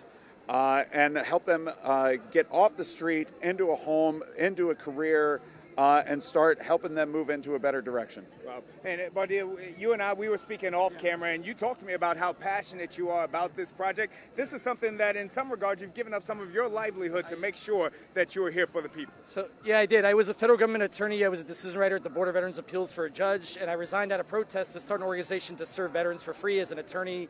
Right now, I'm in trial all the time, kind of managing all the crisis going on in our city. When I see the National Guard, I think two things. I think UCMJ 90 says obey a lawful order. The other thing is that in the Nuremberg trials and the manual for court martial, it mentions the Nuremberg trials, and it says that following unlawful orders is no excuse. My job exists because people in this system don't care that people like Matt and others like him that need the things they deserve and have served and have earned, right? My job exists because of this dynamic, right? So you should listen to us. We're on your side. We're here for you. When we talk to the Guard, we are the ones that care about them, not these people that put them out here in front of the public as a charade, as almost like an ornament to disvalue their service and disvalue the uniform. So that's why we're here. We're here for America and for Americans that have served and others that believe in this idea and the notion of democracy. And my group is Mission Homefront. Thank you very much, Chad. Well, what have we seen thus far in terms of the energy of the crowd? Again, what I've seen is peaceful from all accounts. I've seen communication coming from the people. What have we seen thus far from the protests today? Well, I can say for a fact, we've been in all these marches ever since the beginning of the summer, and we have not had one incident that was not peaceful. And for the administration to call people like us anti-fascists, you know, it shows you the limits of his mentality and where Donald Trump is coming from, along with the Speaker of the House who said the same thing without coming out here. Not one of us is paid for by Antifa. We don't even know who the hell Antifa is. I am. I am. Oh, we are.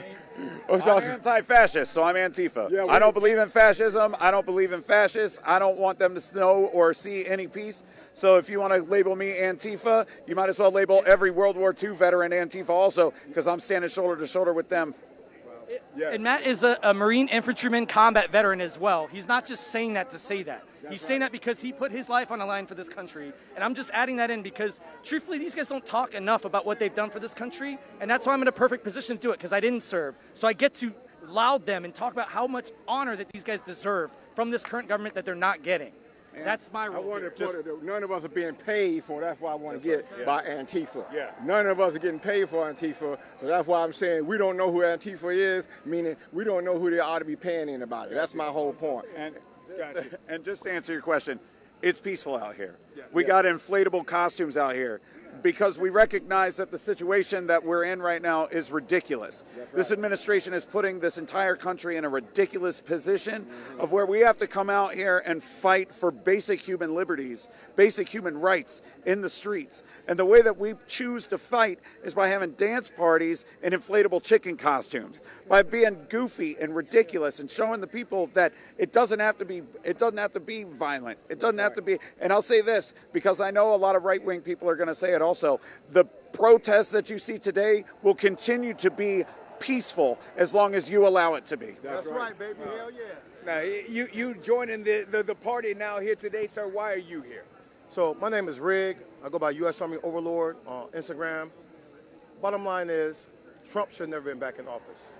A lot of people abdicated their duties. He was guilty of insurrection, and by the Constitution and the 14th Amendment, he should have never been allowed to run again.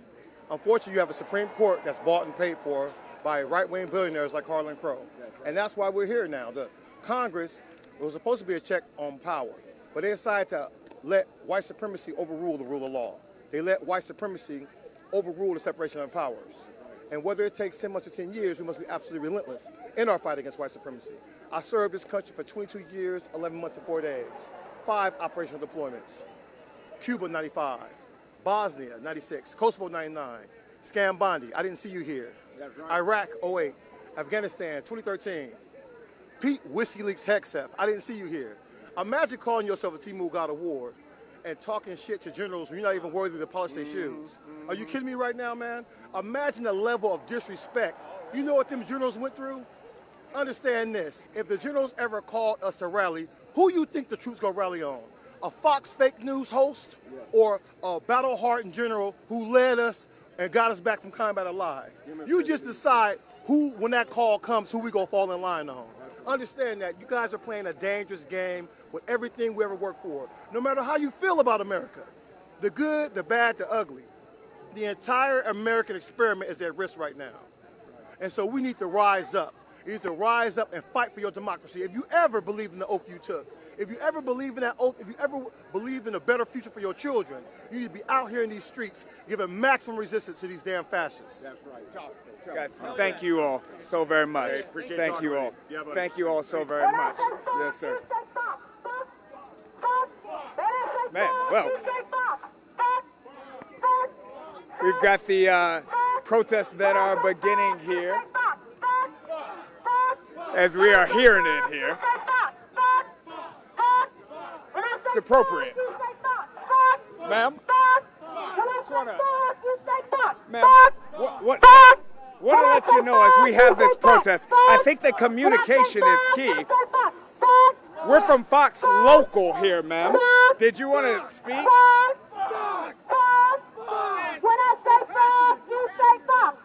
I think, ma'am, what I will say, put that on me. I want the camera on me. What I believe, ma'am, is that this is one of the, no, put the camera on me. I want the camera on me. I want the camera on me. This is one of the things that happens sometimes, is that we, of course, are Fox right here in Washington, D.C. So when an individual like this takes a stand like this, when we're attempting to get the words of the people, that's really an unfortunate thing and not what it is that we're here to do today. Of course, we're here to speak with the people here. Ma'am, how are you today, ma'am? Fine. This is my very first protest, and I'm 78 years old. So I'm here from Maryland with my son-in-law and my daughter. But I don't like this talk. That bad word, I don't like it. Yeah.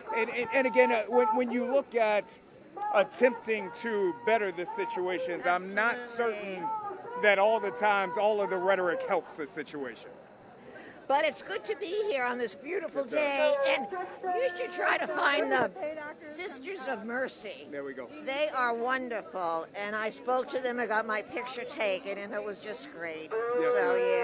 So it's good. And you say that this was your first protest. My very first Why protest. is it that you chose to come here today? Because I'm very afraid what's happening to our country. Where is our freedom of speech? Where is our freedom of the press?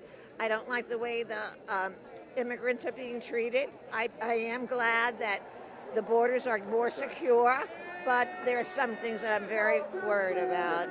Yes, ma'am. If you could point to one incident, your largest incident, what would that be? That I'm upset about? Yes, ma'am. One of them is letting those January 6th protesters out of prison. I think that was January 6th, of course, right here in Washington, D.C., where we are. Right here where we're standing. And since then, I've been just that was the beginning. Yes, ma'am. But also the president lied to me from the very beginning when he started with Obama not being born in the United States. So anyway, that's where I stand. Yes, ma'am. Yes, ma'am. Well, thank you so very much, ma'am. We appreciate you. pleasant. Yes, ma'am. All Thank right. you. Thank you. And again, we are here speaking with the people, getting the words of the people. We'll actually take you inside of the rally right now. Again, we've got thousands of individuals who have gathered here to... okay, got you.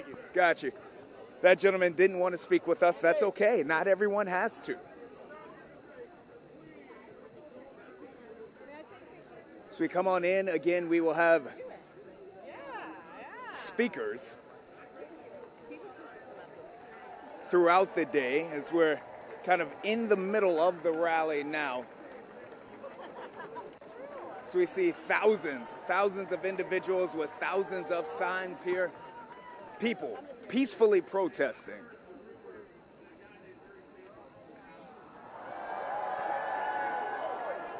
It's an announcement speaking on Bernie Sanders. Bernie, of course, will be the closing speaker here this evening.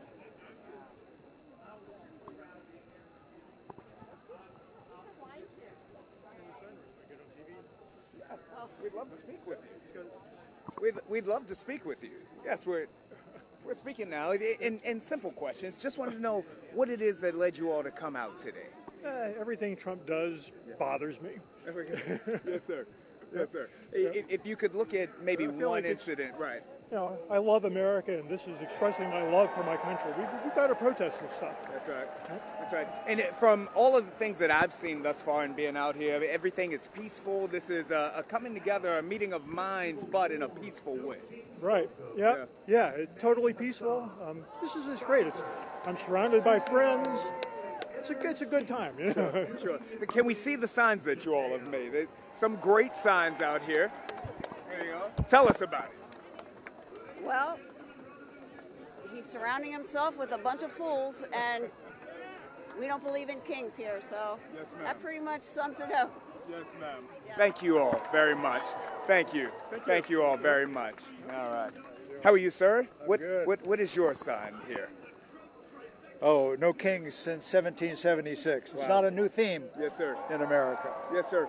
And why is this something that you wanted to be a part of, the No Kings Rally? I came in June. I'm a lifelong Republican. Wow. But I've been on sabbatical since early 2017. Wow. I was a senior Reagan appointee. Wow. I spent a total of 15 years working for Republicans in the U.S. Senate. I worked in the Ford White House, so I'm not your average guy. That's right? What finally pushed me over the edge today was the ugly, nasty stuff that Speaker Johnson and a number of other Republicans were saying about who we are. That's right. We live in a seniors community in Tysons, Virginia. Wow. And we walk to the metro and come down as we did back in June, and I was just distressed and upset and annoyed by the accusation that we're somehow tools of the far left or a Soros conspiracy, all this crazy nonsense where many of us in this DMV have worked in government. Many of us as Republicans. And we hate what's going on. That's right. That's right. When you look here, what is the spirit? Because for all the individuals that are watching at home right now, what is the spirit? What's the tone and tenor of the rally? It's light. It's positive. There's a lot of humor in the signs, even though it's pointed. There's crazy costumes. That's right. Including ones that have to be hotter than blazes because it's warming up now. I'm starting to sweat myself here, I sir. am too. I didn't need this. That's right. That's right. And so they're it's a positive spirit. Yes, sir. And with a serious underlying theme of concern for what's going on in the country and why, particularly in the Congress, so many lifelong, legitimate conservative Republicans have chosen to sit on their hands for fear of retribution. Why come to Congress if you're going to be afraid? That's right. And it's not the Congress I worked for and it's the Senate for me all those 15 years. For you yourself, someone who, more than just being passionate, more than just loving America, I mean, you know the inner works.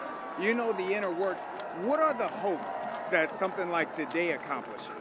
Well, a reminder that the country is not huddled down at home, afraid.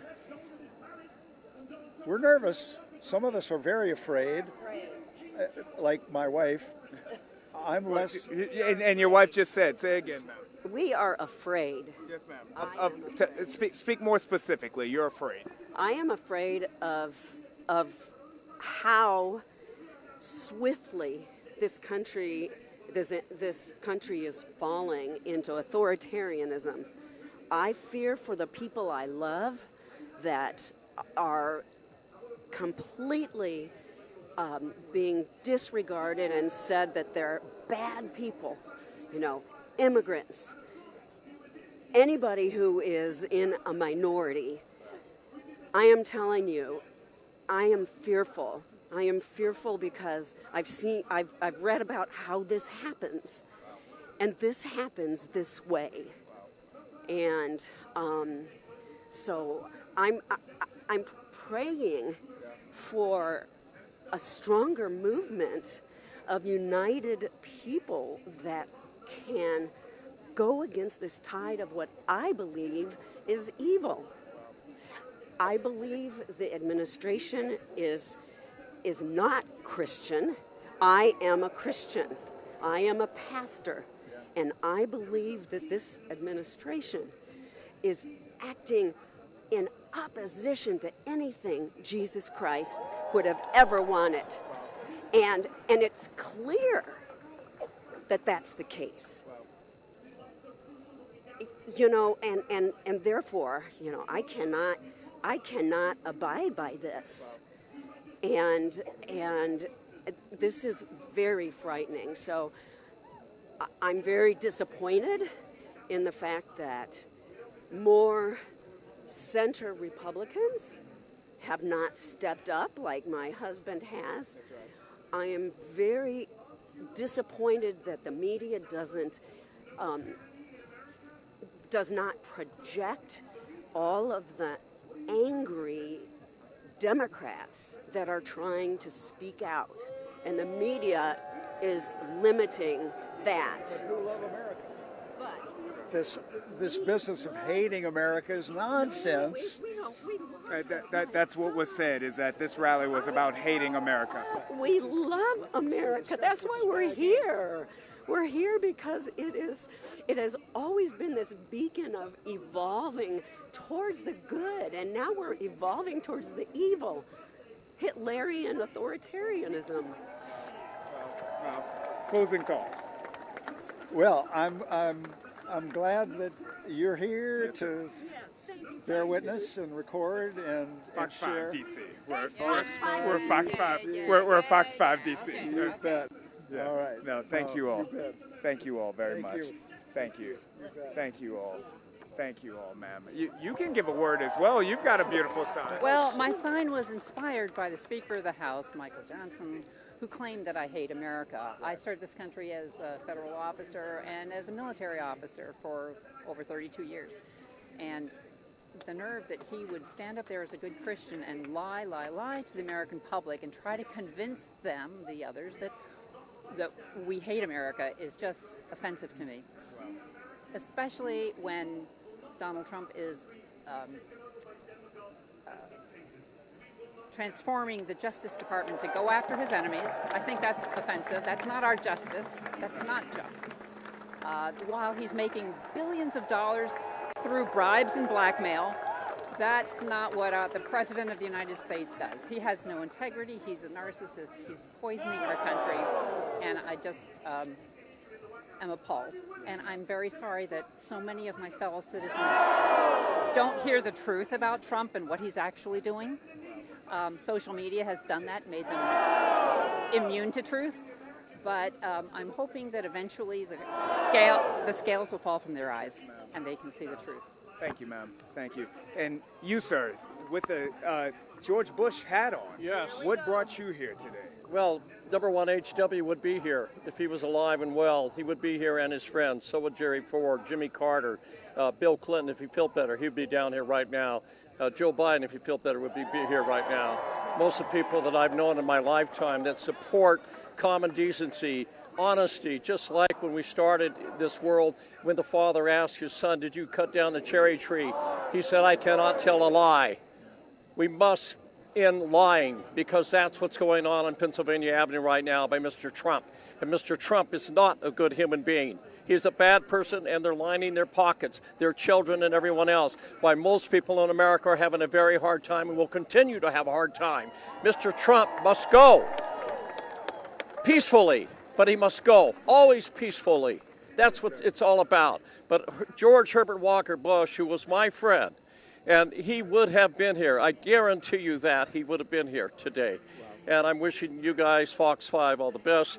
I'm glad you're interviewing everyone, because everyone has a voice, especially here today, about caring about other human beings, about being right from wrong, being right, and not holding grudgements. It has nothing to do with color or language or anything else. It has everything to do with what comes from your heart. That's what's critical in this life. We all grew up, most of us, of understanding right and wrong. Don't lie.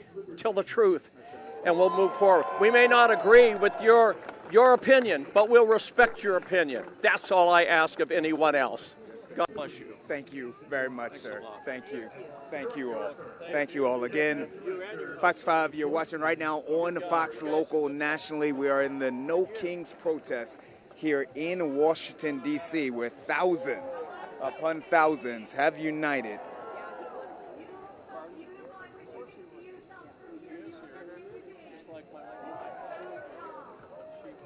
Give you a lay of the land in regards to the speakers that we're going to hear of today. We've already heard from Pastor Delonte Houston, from Senator Chris Murphy, Maria San. He's a journalist as well as a Zatio founder.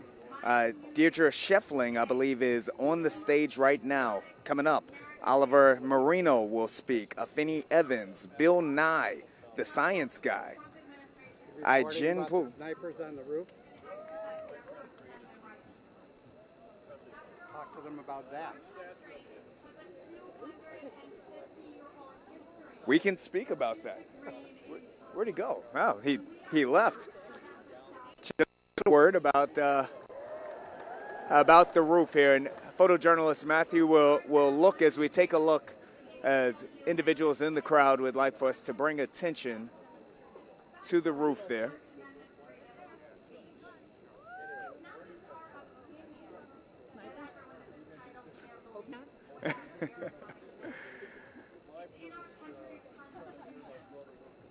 Again, as we are here in Washington, D.C., in the heart of Washington, D.C., it's individuals over the roof that are looking down on us. By most accounts, a safe event thus far, as this rally has been blocked off on all sides. You can basically only walk in here, walk with the rally, I should say. You needed to park some over 1.5 miles away to be able to walk in.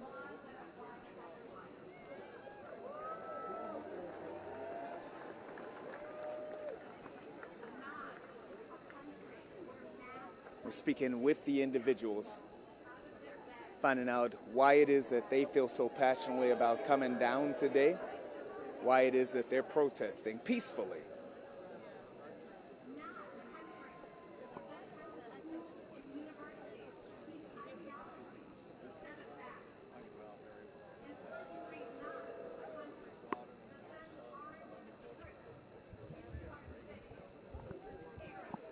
And again, we'll go ahead, and photojournalist Matthew will bring around, as we again want to speak with everyone that is here today.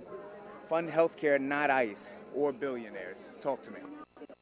Well, since taking office, they've brutally cut programs that are costing millions of lives around the world, both for the cuts in USAID to now just essentially eliminating the war on cancer with research at NIH and other things at NIH and CDC.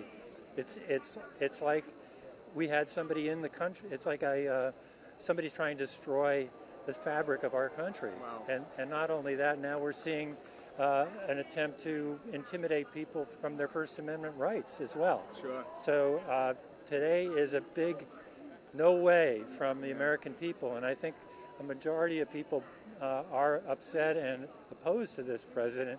And he said he was going to crack down on immigration. He didn't say he was going to be arresting people with no process, sure, who are innocent, children, sending them to foreign countries. It's just not only is it illegal, it's so cruel and mean-hearted, and some crazy idea they're going to scare people away from this country. People coming here to save their lives. Their lives are under threat when they come here often, and so they're not going to be. They're always going to want to be here. And isn't that a compliment to our country that people want to be Americans? So it just, all of this is wrong and hateful and dishonest and disgusting, really. And so my signs are, I have 4. Wow. This monarch, meaning the only monarchs are these butterflies that we need. Beautiful butterflies. That's right. We need them for our environment. Of course, funding healthcare and not funding the ICE, but also billions of dollars in tax giveaways. Then I think we should take the offensive. States, attorney generals should look into an indictment of ICE individuals who've been cruel and illegal in their kidnapping of people around the country. And then, of course, just in general, the racism and hate that they spew is not going to make us great. It's going to make us a pariah in the world. Wow. And I'm hoping that this kind of event shows that Americans aren't Donald Trump. Americans are the people that created the Boston Tea Party, the revolution, the elimination of slavery, and on progress that now he is trying to reverse in every respect. The Voting Rights Act, the environmental protections, climate change. Climate change is not real. Everyone in the world knows it. We're being talked into a new dark ages. So there's nothing great about it except the expanse of lies and dishonesty. And this is No Kings Rally. This is one of many that have been held throughout the country. This is expected to be the largest right here in the nation's capital of Washington, D.C. What do you hope is accomplished by today? Well, this is a message. You know, President Nixon pretended that the anti-war movement wasn't there, but it actually caused him to actually pull back on the war. He even was considering nuclear weapons. Wow. And so the anti-war movement was directly responsible for getting Nixon to realize the public was no longer supporting that war, and it became his war. And I think in this case, we're dealing with somebody who emulated Nixon and uses his people for his advice growing up, but even worse, Joe McCarthy, for example. So I think this is a real one step that shows how a majority of people, I have two daughters grown up, they have children. I'm fearful for their next generation as well if this is allowed to continue. Wow. And hopefully the elections in 26 will be another political signal. Yes, sir. If he allows the elections or tries to interfere in some way. And that's the fear with this whole ICE crap, is that they're also trying to basically militarize around the country, and that is an attempt to intimidate. And then if they pretend that there's some kind of irregularity with the elections, they talk about fraud. The most of the elections is 1%. You know who it usually is? Republicans. So it's just fake crisis, the fake crisis in D.C. to bring in the National Guard to pick up garbage. They're just standing around doing nothing really at taxpayer expense. So it's just, I'm proud to have had my children born here, raised in D.C. They like the fact that we are a diverse community. And that's one of the things they say that most like the fact when they grow up and go other places, they understand the difference and use it as an advantage to enriching their lives, not something that a racist wants, which is a all-white Christian country. And some of these Trumpers are actually for a monarchy. This isn't just a joke with things. They actually have secret, or not so secret, but papers that they've already issued where they think a monarchy or some kind of authoritarian government would be better in some way than a democracy that's its own policy. So it's scary, but I think this makes me hopeful. This is a liberation zone right here. Excellent. Thank you so very much. Thank you. Thank you very much. My ID or anything? No, I don't need you. Okay, well, I don't need your ID. We're live here, so everyone heard that. I'm just saying, in case you wanted to verify anything about me, I'm online, Rick Hind at Facebook if you want. So well, thank you. I will take your word for it. Yes, thank you very much. Thank you. Well, there's a lot of deception going on, so I want to be as truthful, or not just truthful, but all the truth. That's right, transparency, and we appreciate that. Thank you so very much. Again, the No Kings Rally going on right here in Washington, D.C. Thousands of individuals. You can see all of the American flags, Palestinian flag, all of the signs. That's okay. It's okay. American flag washing over me. It's okay. No problem.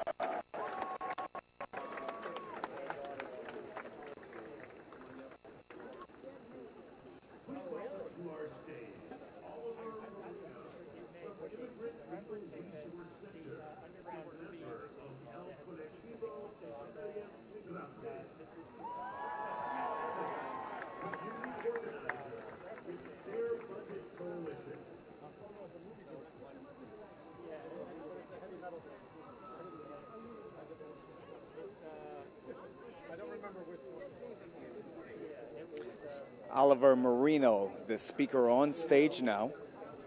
Again, running through all of the speakers that'll be heard from today. After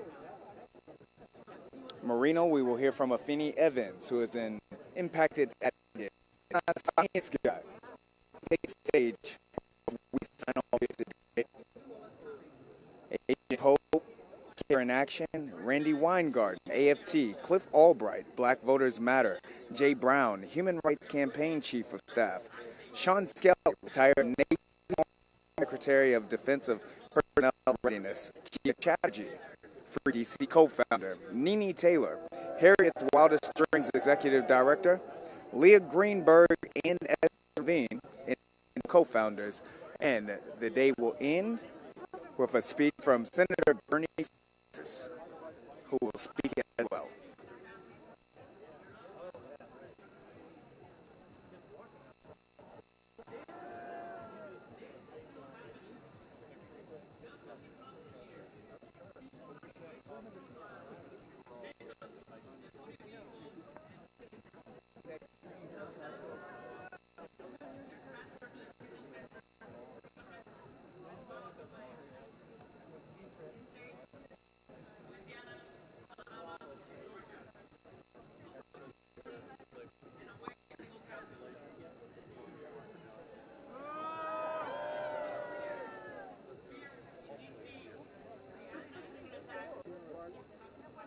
Today's activities began at 10:30 this morning as ralliers met at the Smithsonian Metro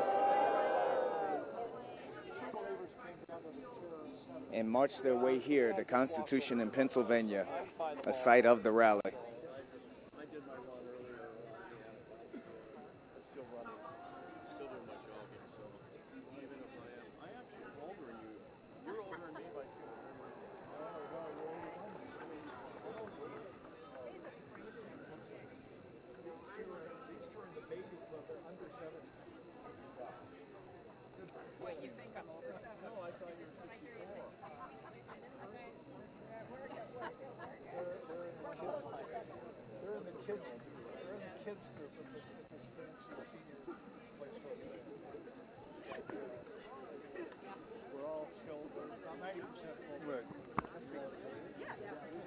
And we're going to speak with, again, we're here today. We want to speak with the people to find out why it is that we're here today. First, ladies, can we see your signs? Tell us about your signs here. So, a little background. Donald Trump is a racist, rapist, and raging narcissist, or all of the above.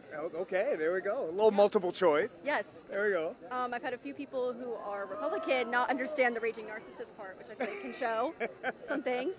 Would you like to share yours? Show yours, please. Mine is like the song from Mary Poppins, Supercalifragilisticexpialidocious, but instead it's Supercalifascist, racist, sexist, Nazi, POTUS. Wow, and look at this Mary Poppins style. Yes. You gotta show the little. Oh, and I do the Epstein file. Holy smokes! Now, did you make this yourself? Because if so, you're quite into arts and crafts. Well, I did make it myself, but I traced it from my computer, so I don't know if it counts. Okay, it counts for me. It counts for me. Listen, one of the reasons why I'd like to speak with you all, if you look around, I believe that the median age is a little bit older than you all. You all as young individuals, why'd you come out today? Because we're here to help our future. Yeah. Like, we're the ones struggling. I appreciate all the old people out here to help us. Older. I'm sorry. Come on. But we're the ones, and the people younger than us that are going to be struggling, and we're the ones getting our rights taken away.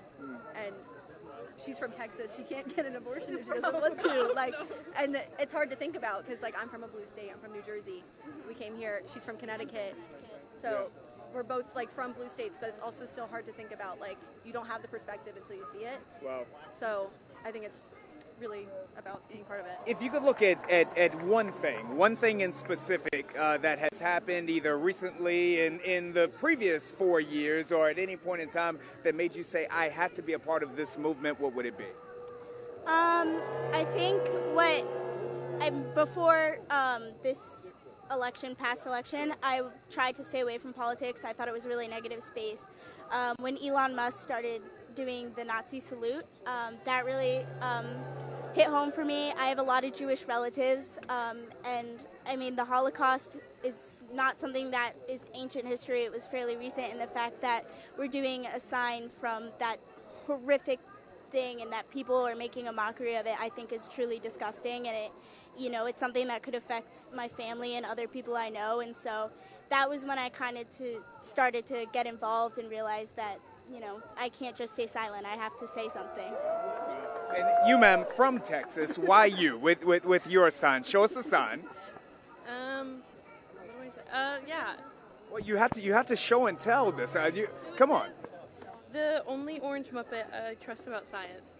He said a lot of things. My brother's autistic, so like the whole thing with the whole Tylenol thing, and then everything, especially about the abortions, like it's all really important because it is coming. Like I am there in a red state, so yeah. Talk to me more specifically about that. You speak about the autism point, and you having a brother. I have autism in my family as well. How did that make you feel? Well, it's been a case for years, and it's really hard because like my brother, like he just doesn't understand like any of it, and I hate like seeing the stuff about him and like just knowing it hurts me for him. Yeah. Thank you, and you, sir. I like the headband. I'm digging it. Thank you. What do you want me to talk about? Sorry.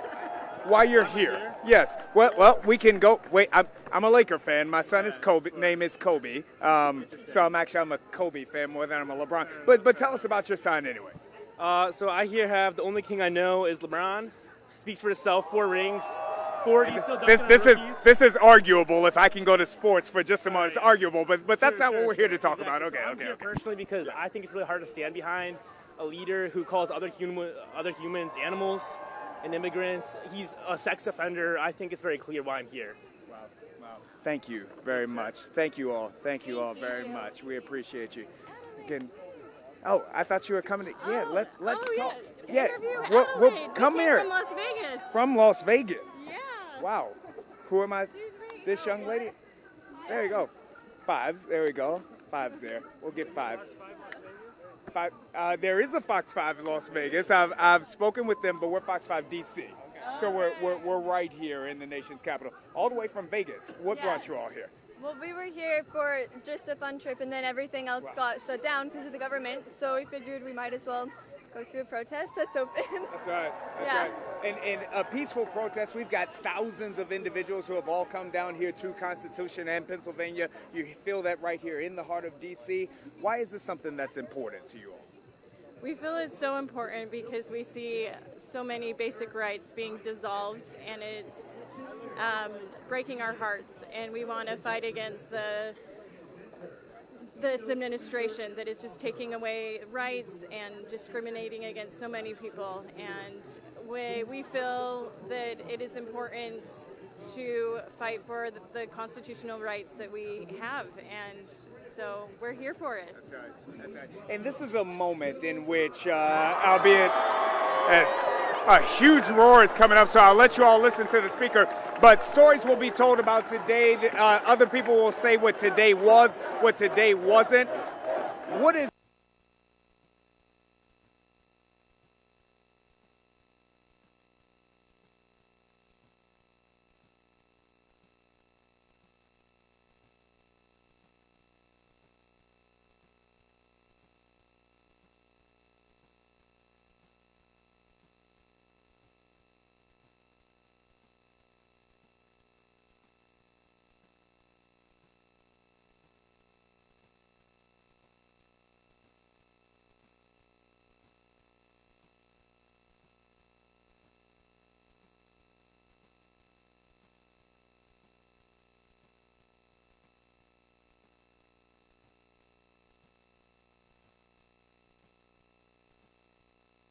my name? Sure. I will follow you on Instagram. I'm an Instagram follower. No? Hi, my name. Hi. Okay. Okay. Thank you. Business card.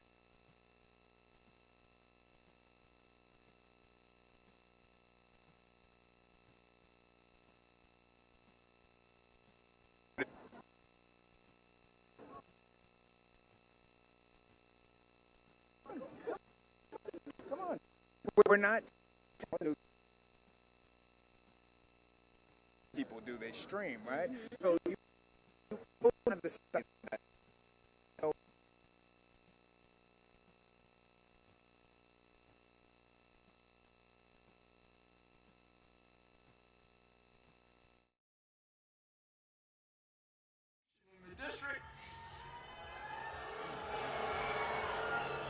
Someday, perhaps. I remember well Martin Luther King's dream and Resurrection City, the plywood structures on the National Mall erected to house protesters who came to town demanding equal rights and opportunities, barely a month after Dr. King had been assassinated. I remember well the Vietnam War. The mall was shoulder to shoulder, much as it is today. Traffic stopped citywide. The protest movement expanded. There were protests around the country, and the war was ended. We are protesting in the same fashion today.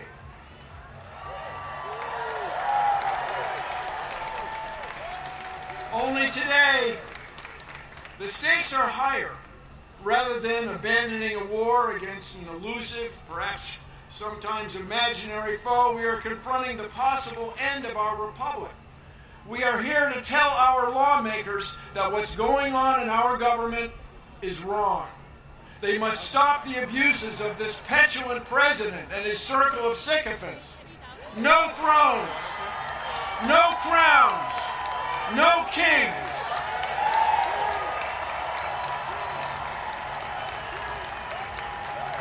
This president and his associates cannot tolerate dissent. To them, our free speech is frightening.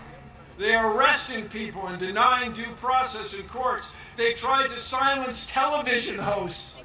They're trying to fire or indict civil servants, prosecutors, judges, even their own cabinet members. But in this land, these sorts of actions are not new. In 1776, our ancestors had had enough. They declared independence from a king by means of a document stored safely right over there on Constitution Avenue in the National Archives.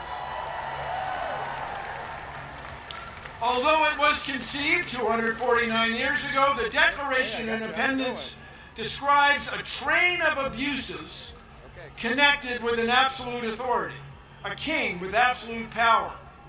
No thrones, no crowns, no kings. Their king had refused to honor the law.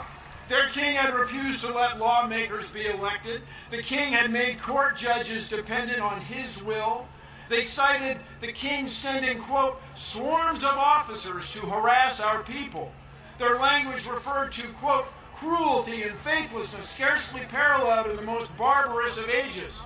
Their king was trying to, quote, render the military independent and superior to civil power.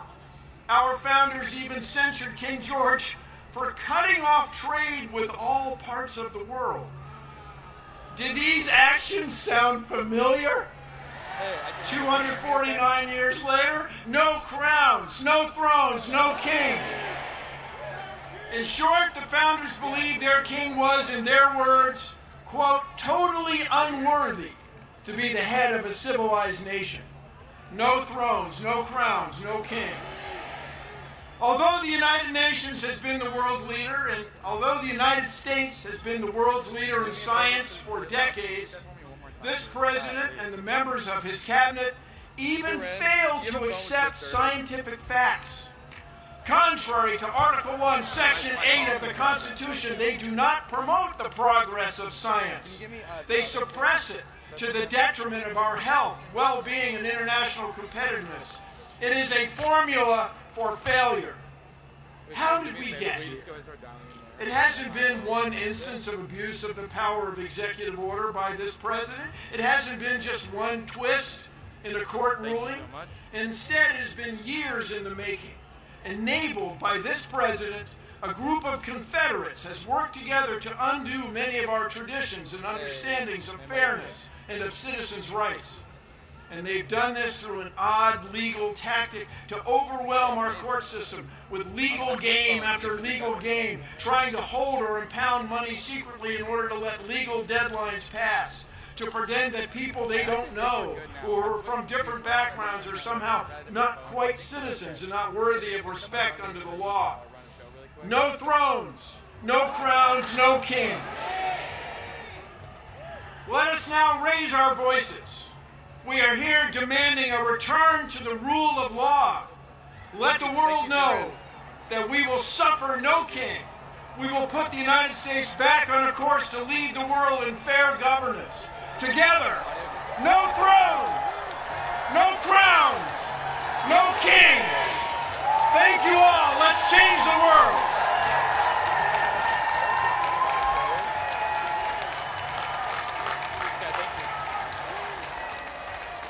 Ladies and gentlemen, now please welcome I-Jen Poo, a care advocate and organizer who serves as Executive Director of Caring Across Generations and President of the National Domestic Workers Alliance and Care in Action, and Randy Weingarten, President of the American Federation of Teachers.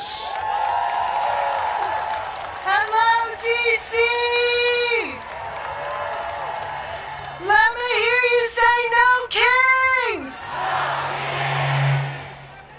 I'm so proud to share the stage today with my brilliant friend and sister hero, Randy Weingarten.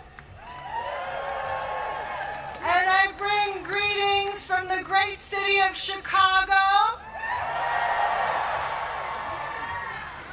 And I bring love from the caregivers all over this country, caregivers and workers who guard the safety and well-being of our children and enable the dignity and agency of older people and disabled people in our lives all over this country. We are out marching in cities and towns all over this country today because we see what's happening. Parents unable to afford life-saving medicine for their children. Caregivers losing their health care and their ability to take care of the people they love.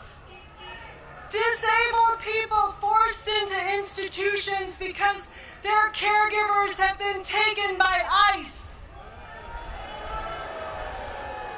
Mothers violently torn from their children by armed, masked men with no due process. This administration has broken the law, lied, stolen our care, and is attempting to steal our constitutional rights and freedoms. They think that they will get away with it. They will not. There are no kings in America.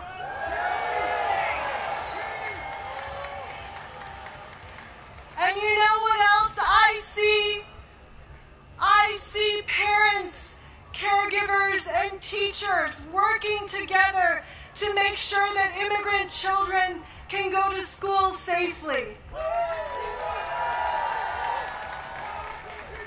I see unions and families organizing together and winning.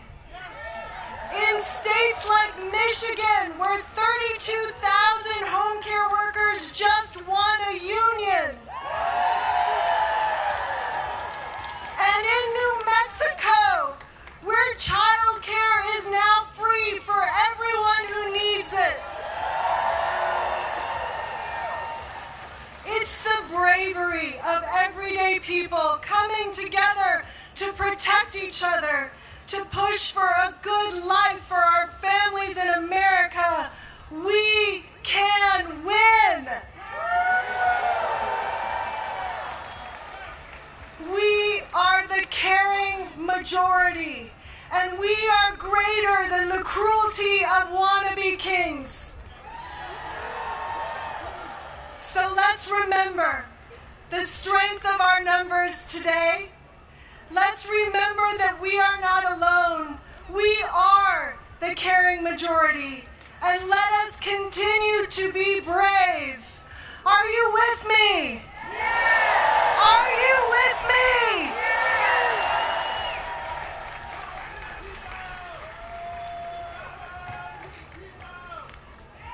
Thank you, Washington, D.C. From up here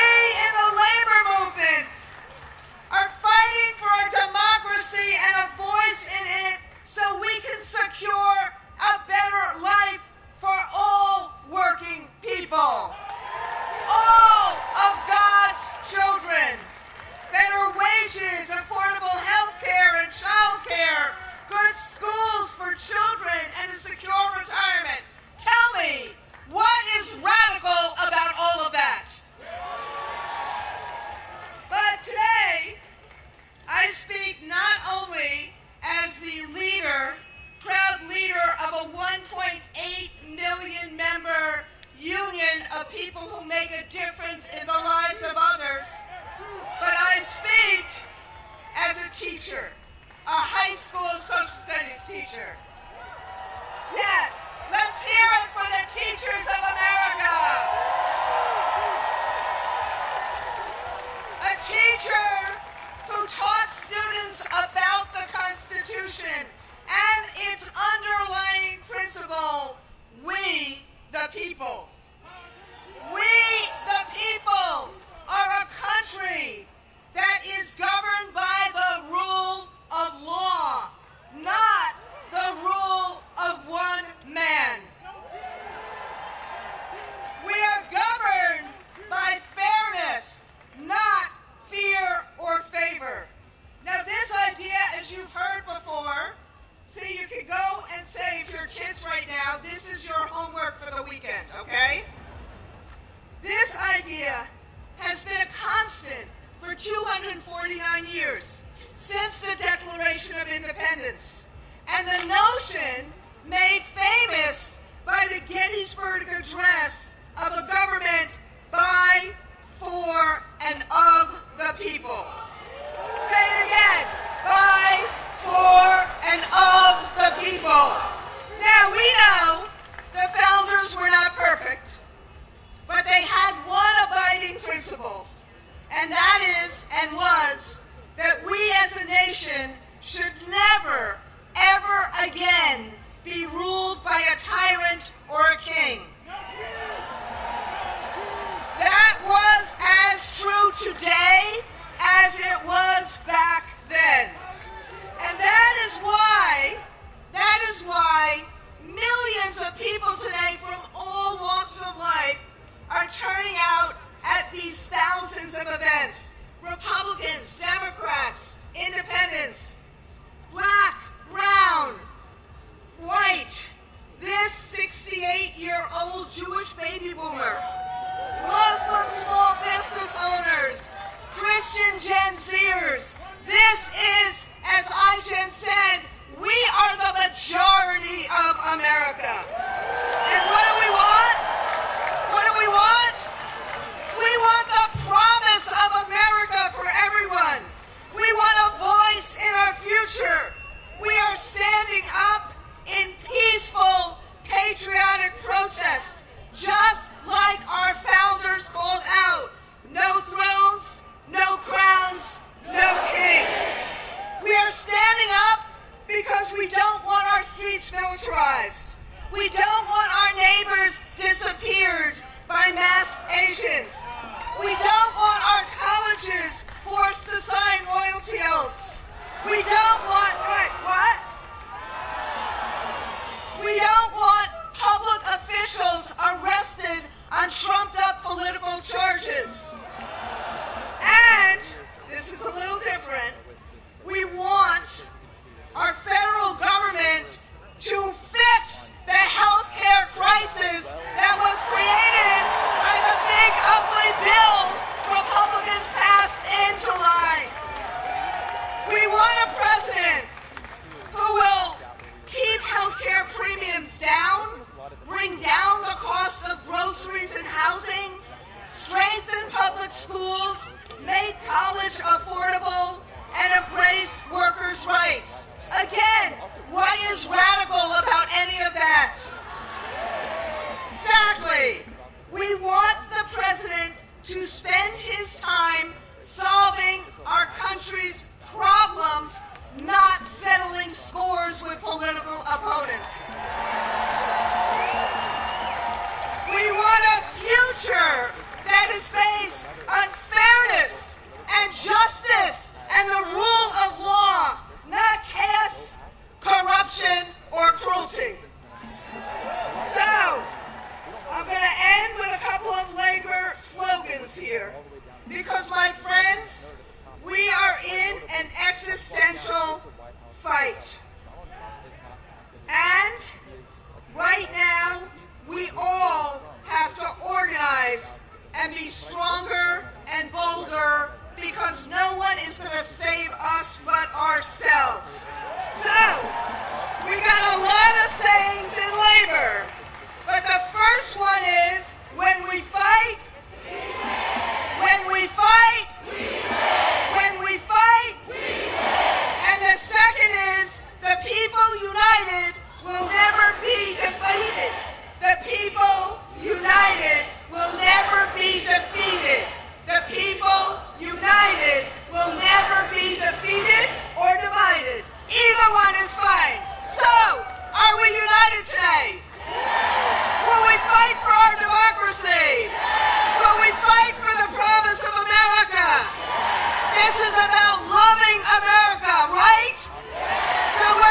sending a clear message to the president. Rather than smearing those calling out problems, solve those problems. So today, no kings, tomorrow freedom. Today, no kings, tomorrow freedom.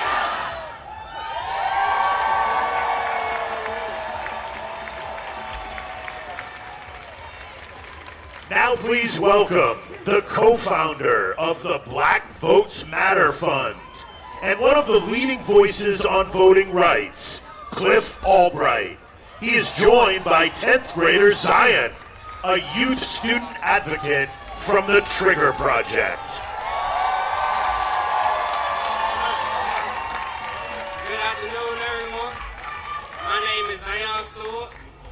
Good afternoon, everyone. My name is Zion Stewart, and I'm from W Street Southeast, better known as Traverse City. I grew up around a lot of trauma and violence like many kids in my neighborhood. I got connected to the Trigger Project through one of my mentors. Going through Trigger University, I felt something I never felt before. A safe space, people who believed in me, and a chance to learn the real causes and the disease of gun violence. More police doesn't fix what's really going on, it just adds more confusion and chaos. It doesn't heal our pain, it doesn't give us opportunities or make us feel safe in our neighborhoods. Saying fuck Trump. Saying fuck Trump or fuck ICE will be what he expects from me, but that's not what we need. What we need is prevention, support, and spaces where black youth can thrive. If every home had the support it needed, if every community member was emotionally aware and mentally healthy, if schools didn't push us towards the prison pipeline, and if the city invested in me before the first time I was profiled, we wouldn't be here.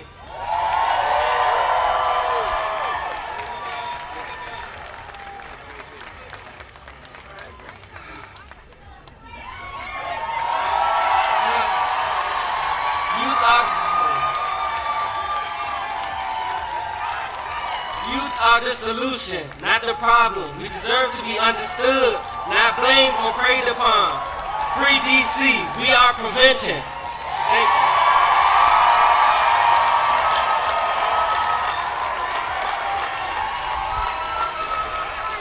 Go give it up again for Zion.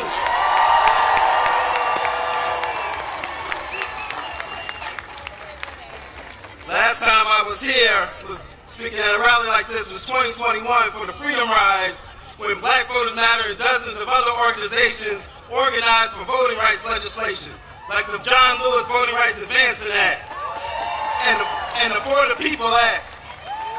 I got you, sis, and HR 51 DC State. When I say DC, you say statehood, DC. DC. We organized for those voting rights because we knew that we'd be in a moment like this. A moment where we have a wannabe dictator and a do-nothing Congress trying to take away our voting rights, trying to cancel elections and purge voters from the rolls. We knew it was coming. Just this week, the Supreme Court heard a case that could put the final death blow to the Voting Rights Act.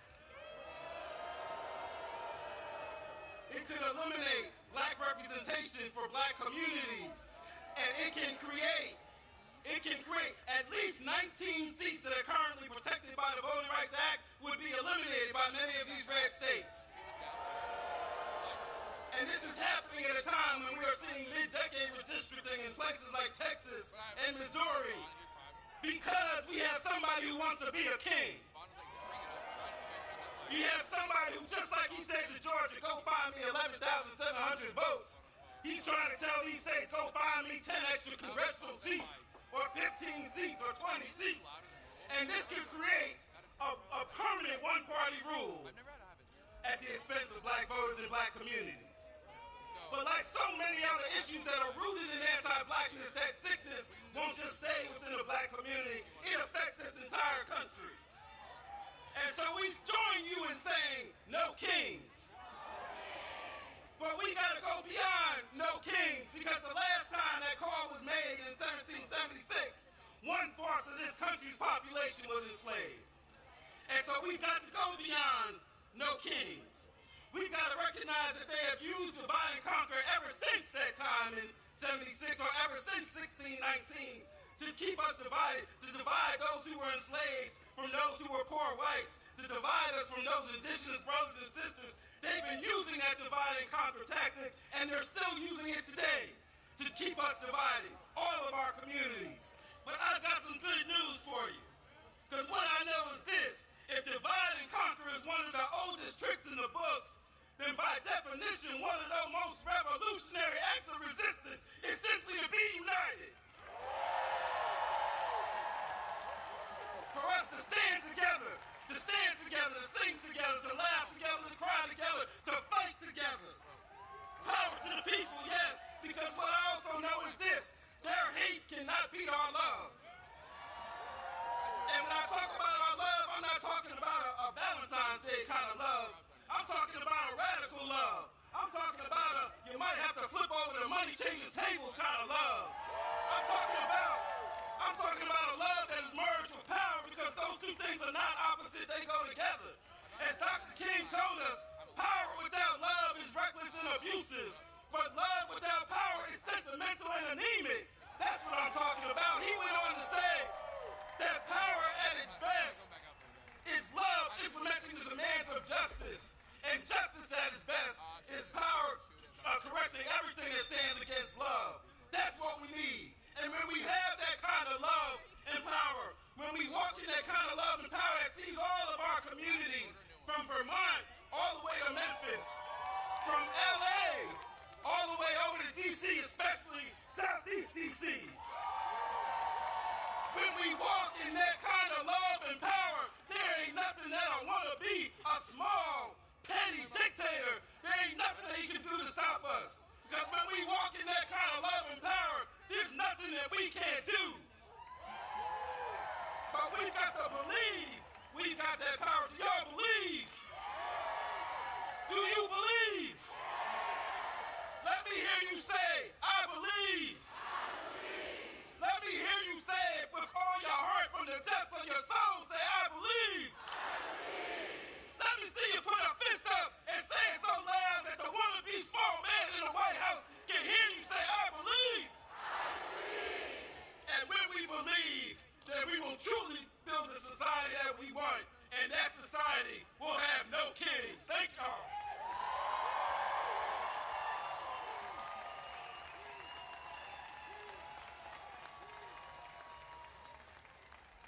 Now please welcome Jay Brown, Chief of Staff for the Human Rights Campaign, and Sean Skelly, former Assistant Secretary of Defense for Readiness in the Biden administration and co-founder of Out in National Security. Hello, DC! My name is Jay Brown, and I'm with the Human Rights Campaign, the nation's largest LGBTQ civil rights organization in the country. And I'm here today as a proud transgender American. I'm here to say this is my country, too. You know, like so many of you, I came here today with my family and friends. My twin sister is somewhere out there in that crowd of people.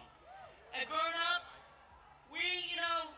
she fit the mold of what people expected. You could say I broke the mold, but our parents loved us just the same. You know, we didn't know anybody transgender. We didn't even know the word. But they gave us the love and the support that we needed to thrive, and now I'm a dad with an amazing family of my own. And I gotta tell you, that's what freedom looks like. The freedom to live, and to be, and to raise our families as we see fit. But this president, he has a darker vision for America. One where our families are told how to parent their children, where our doctors are forced to forego their oaths to do no harm, where the government is ripping families apart and hurting our people.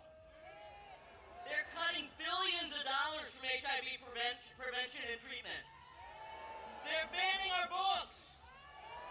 They're firing teachers who use a student's nickname.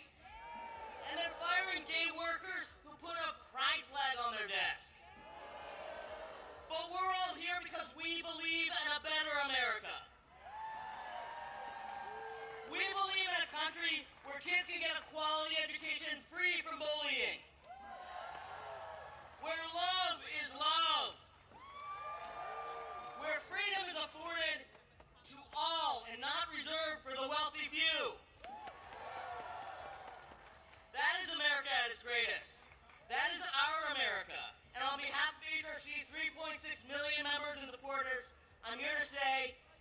America does not and will not ever have a king.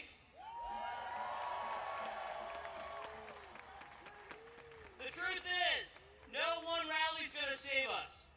No court ruling, no single election will save us. We have to save ourselves. We have to build workplaces that are safe, classrooms that are welcoming, communities where we see each other not as our enemies, but as our neighbors. And we must always resist the temptation to believe only in the worst of this country. That's what he wants. He wants us to be defeated. Are we going to be defeated? No. He wants us to be silent. Are we going to be silenced? No. He wants us to be scared. Are we scared? No. You know, we have the power to build a better tomorrow. LGBTQ+ people, we live in every zip code and are from every background. We were born here and we immigrated here. We come from red families and from blue families. And we are here to say that this is our America too. No one knows that better. No one knows that better than my friend and a tireless public servant who's on stage with me today. A true patriot who knows the cost of freedom. I'm proud to pass the mic to former Assistant Secretary of Defense for Readiness and our HRC board member, Sean Skelly.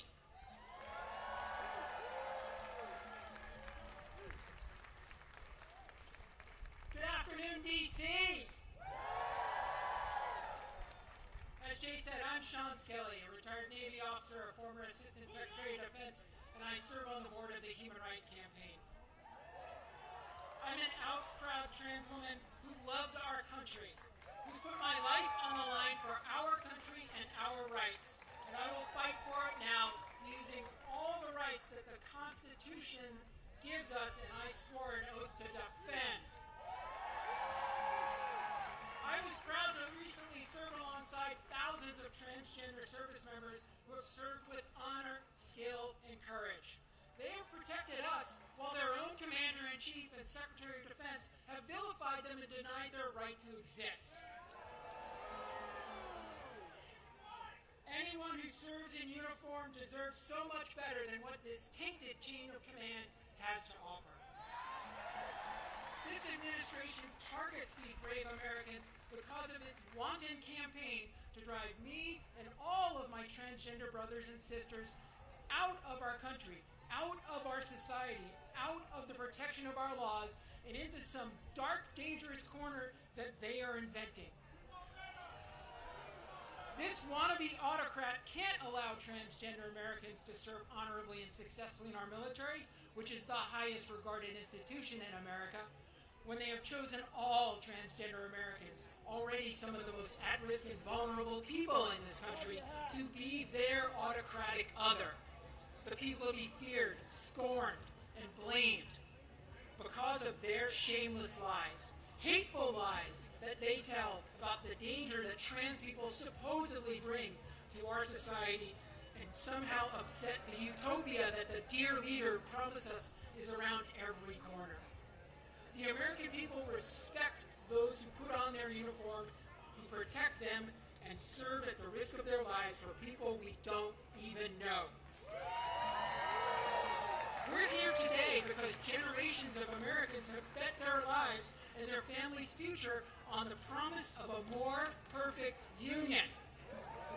The oath I took 10 times over 35 years of service in uniform and as a civilian means to every person who ever took it in good faith, and I'm going to quote the former chairman of the Joint Chiefs of Staff, Mark Milley, "We don't take an oath to a king or a queen or to a tyrant or dictator. We don't take an oath to a wannabe dictator. We don't take an oath to an individual.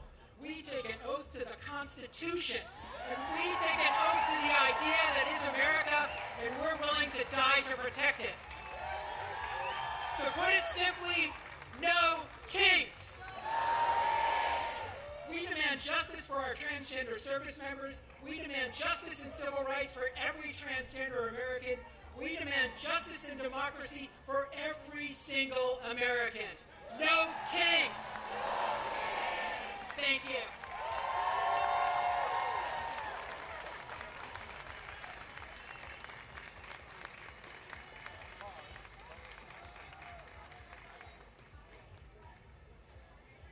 And now, please welcome to the stage, Nene Taylor, Executive Director of Harriet's Wildest Dream, and Kaya Chatterjee, Executive Director of Free DC.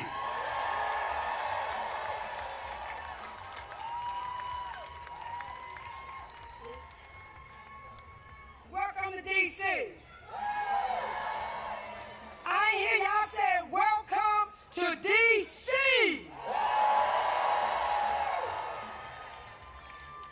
I'm Nene Taylor. I'm the co-founder and executive director of Harriet's Wildest Dreams, named after our ancestor Harriet Tubman. I am also the co-founder of Free DC. I was born and raised right here in Southeast Washington, D.C.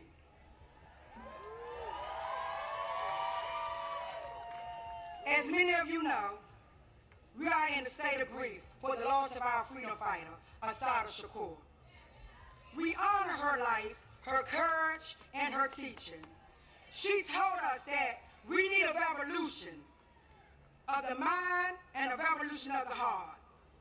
These words still lead me, because this work begins in how we show up for one another, how we care for one another, and how we show up for one another. Washington, D.C. is a black home. We come here to Washington, D.C., that is what you came here to Washington, D.C., that's what you're stepping into.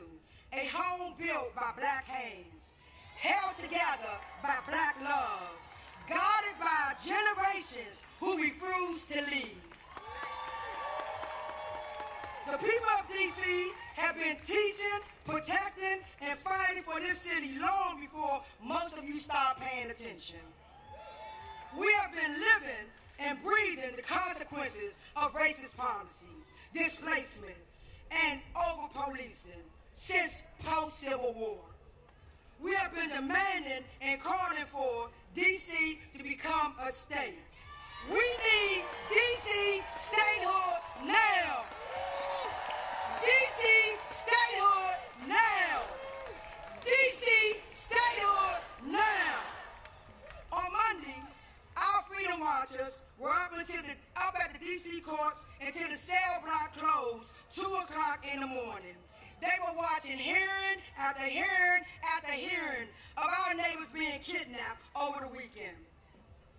We also have 300,000 black women who have been fired in the last few months. Most of those are federal workers right here in the district. And we just listened to lawyers argue at the Supreme Court that fixing the system to make it fair for black people somehow harms white people. This is what we are up against. This is what we are up against. Black people's freedom is being threatened by a failing democracy and have been punched by white fragile supremacy. Here in D.C., we have been organizing, protecting, and building long before cameras arrived. If you want to help, listen to those who have been doing this work before Trump became in office, before all of this came to play. Listen to the ones that's been on the ground ever since 400 years ago. I see all of you right here, and y'all see me. All of the applauses, and yet, when you all called to meet, when I call you to meet impacted black people, where will you be? Ask yourself, where will you be? Will our movements need funding? Where will you be? When you are invited to teach, to share your skills, to support, strategize, and to defend black people in public, where will you be? Solidarity is measured by what you do when you are called forward. Community is responsibility, structure, and work. It's both a noun and a verb. It's the people and it's the people in motion. It is how we build safety for each other. It's how we keep us safe. Who keep us safe? Who keep us safe? Black people have been carrying the moral weight of this world for generations. We have stood in the gap for every fight against oppression, from Palestine to right here in D.C., because we believe everyone deserves to be free. We are not free until all of us are free. And I'm going to leave you. Assata Shakur taught me once again, weapons of mass destruction and weapons of mass love. She said it's not enough to change the system, we must change ourselves. That kind of change requires that we hold the line for one another. Protest black people in public and in private. I see you, I see your faces, just like you see mine. Will you tomorrow? When I see you tomorrow, when I see you next month, when more of our rights are being stripped, and more of our black bodies are put in cages. Don't watch from the shadows. I charge you. I charge you to be on the front lines. I charge you to fight. And we will not end with because the day won't end with this stage when the stage come down and the cameras leave and you return home. The fight for our collective liberation is not contained to this presidio of the media attention today. So again, ask yourself, where will you be? My charge is you don't comply. I want you to say no to the kings. We call them oppressors. And I want you to help us to free the land, to free the people, and free us all, and free D.C. Free D.C. Free D.C. Free D.C. Free D.C.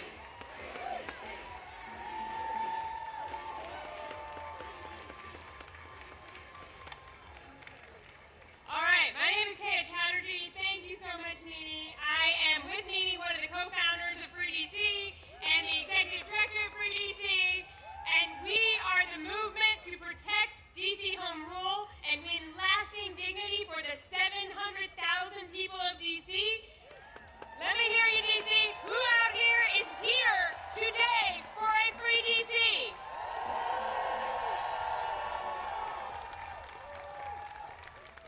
So DC needs to be free because what we are doing here today, right now, would not be possible otherwise. This president wants to silence dissent.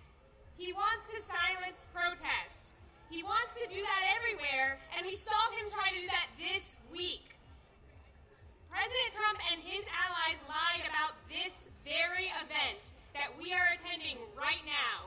He tried to get us all to stay away from here. But did we do that? Our right to protest is important everywhere, really it is, but there is nowhere that it is more important than here, in the capital of the country. We know what authoritarian rulers do. Authoritarians, they try to prevent dissent in the capital. They want to control capitals. They have tried to control capitals through the history of time and space, because controlling a capital is a way to control a nation and a way to prevent the transfer of power.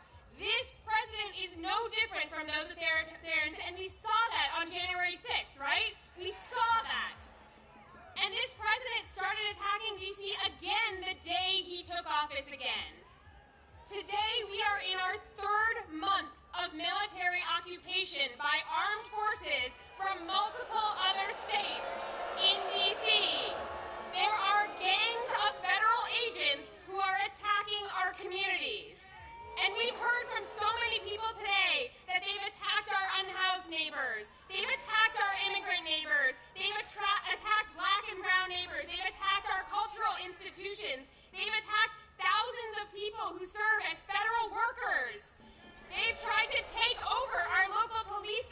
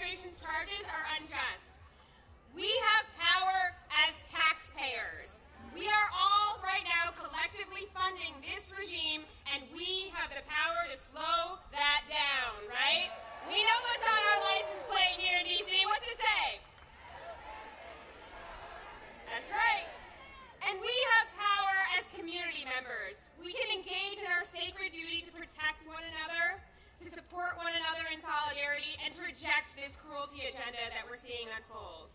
And if those are things that you want to be a part of and you aren't already, come find the Free DC action tents. They're over to the right. I know it's like so crowded you can't even see where I'm waving here, but they're in John Marshall Park over to the right, and you can join the effort and the power it takes to win. We're also at freedcproject.org. What we have seen over the last 10 months is that every single time they attack us, if we respond, we grow stronger. Every time they attack us, we grow more united, we grow our people, and we grow our resolve, and we learn what it takes to take them down. We're building unity, we're building power, and we are going to demand full power over our local money, our DC National Guard, our local laws, and ultimately, yes, we will be admitted as the 51st state of the United States of America. It is not going to be Canada, it's not going to be Greenland, it's going to be DC. And our entire national democracy will always be at risk until that happens, until we actually protect the capital of this country. And that means that everyone across this country needs a free DC. From Ward 1 to Ward 8, from Los Angeles to Chicago, from Memphis to Portland, we are more united now than we have ever been. We are united against deploying the military against our people. We are united against attacks on our democracy, and we are united against this agenda of cruelty that we are seeing unfold before our eyes. Together, we, the people here today, and all our friends we organize, we're going to bring it to an end. Free DC! Free DC! Free DC! Free DC! Free DC! Free DC!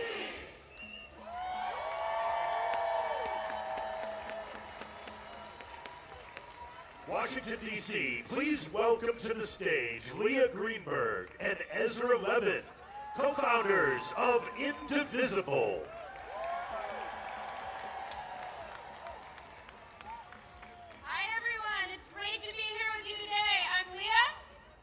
I'm Leah's husband. And we are the co-founders of Indivisible. We support a movement of thousands of local indivisible groups organizing in every state of the country. These are regular people who understand that saving our democracy is too important to be left to the politicians, and it's going to take all of us.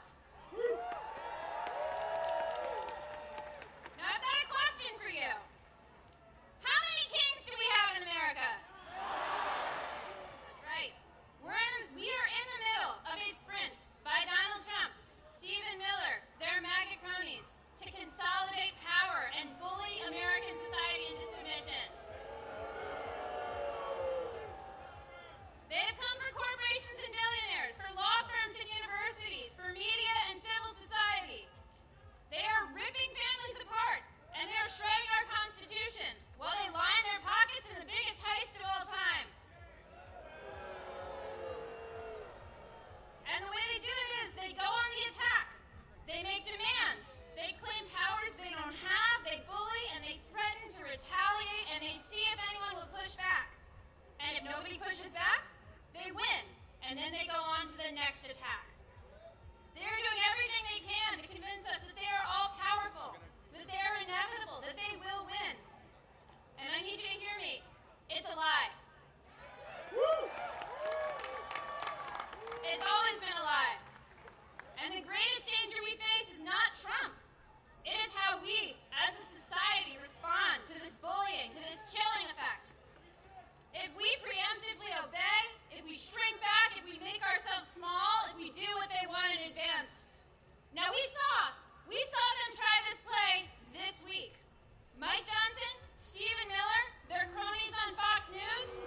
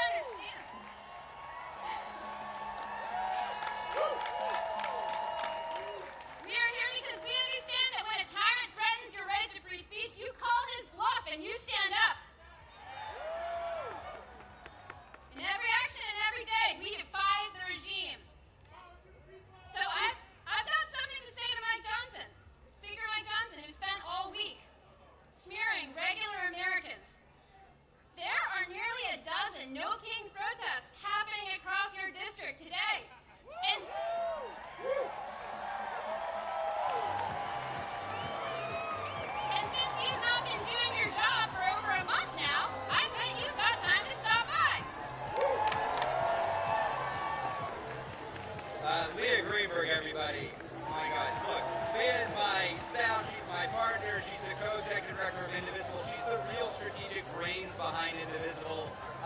We are indebted to her for her strategic vision. I'm biased, but I think we all agree. Look, I'm just here to tell a story, and I think it's important for us to tell the story of these First Amendment rights that Lee is talking about. And this story I want to tell is about the first Snow King's Day. Who here was at the first Snow King's Day? Whoa. No, I don't think y'all were there. This was a quarter of a millennia ago. This was 250 years ago, 1775. They called it the Continental Congress. They didn't have the branding we did. But it was the first Snow King's Day protest. What they did, they brought themselves together in opposition to this would-be monarchical ruler who was steamrolling the American public. He was occupying and invading American cities. He was terrorizing American communities. He was picking out his favorites and persecuting his political enemies. He didn't believe in democracy at all. Can you imagine? Can you imagine such a ruler over America? It was bleak. It was bleak. So what did our fellow Americans do? They put together a No Kings rally to give us a constitution. That's what they did. That's our history. Whose history? Whose history? Whose history? Look, this is a big experiment in self-government. A government of, by, and for the people. Nobody here is under the illusion that this was a perfect union. That's not what we created. This was a compromise of rich men, of white men, of slave-holding men. But this imperfect union that they put together, it also gave us some fundamental rights to make it more perfect. Who has been using those rights? The abolitionists, the suffragists, the heroes of the civil rights movement, the leaders at Stonewall, the leaders in the Dreamer movement, and all of us here. All of us here. Whose rights? Our rights. Whose rights? Ben Franklin, that lovely Benny, what did he say? Benny told us all, when asked what they had created, he said, a republic if you can keep it. Who's going to keep this? Who's keeping this republic? We love this country enough to be more of it. You know who doesn't want us to make any demands? This regime. The tech fascists, the billionaire backers, they want us lazy and pliant and docile. They want us alone and afraid and powerless. Are we powerless? Are we alone? Damn right we're not. As I stand here today, Elon Musk, remember that guy? He's out of the White House.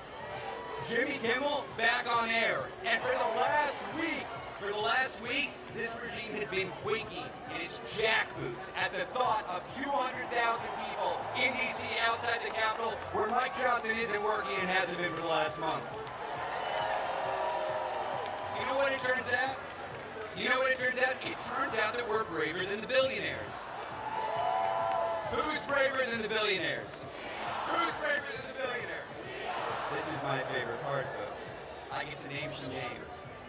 Jeff Bezos, who took a respected pro-democracy institution that had the slogan of democracy dies in the darkness, and he turned the slogan into corruption, capitulation, cowardice, shame. Mark Benioff, y'all see this guy in the news, the head of Salesforce, who's welcoming troops into San Francisco? This guy who is begging to give artificial intelligence to ICE to triple their size? Shame. Daniel Ek. Y'all don't know who Daniel Ek is, do you? The CEO of Spotify, which right now is robbing from musicians and running ads to recruit for a secret police force that terrorizes our communities. Mark Zuckerberg. End of story. Need I say more? But we're not just booing, y'all. We're not just booing. We're organizing. This is a movement of everyone in this country who is taking a side. We are taking a side. It is a time to choose that side. Are you on the side of the MAGA forces, of the Nazis, of the billionaires? Hell no. So I ask businesses, universities, churches, which side are you on? We're on the people's side. Which side? Look, nobody on this stage has told me there's no need to have fear. We see what this regime is doing. We see them rallying the tables. We see them sending troops in the communities. We see them zip-tying children and dragging them out of apartments. We see this. This movement, the 200,000 of us here, this movement is not a fearless movement. It's better than that. It's a brave movement. other side wants to suppress dissent, chill free speech, and come after their opponents. We're not here because we're fearless. We're here because we're better than fear. We're braver than billionaires, and we're bigger than ever before. We're going to win this, y'all, because we believe, as all Americans believe, we don't do kings here. How many kings? How many kings? Now, we had a little bit of extra time in the program, and the guy in Vermont with some ideas about this wanted to come up. So let's have him out.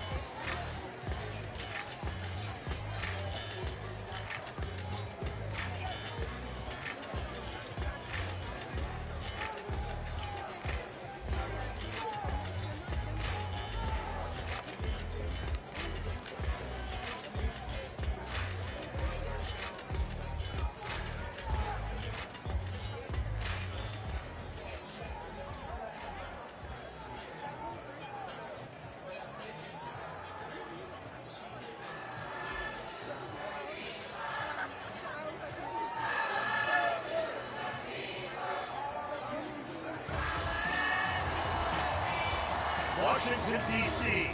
Are you ready? Here we go. Please welcome the senior senator from the great state of Vermont, the Honorable Bernie Sanders.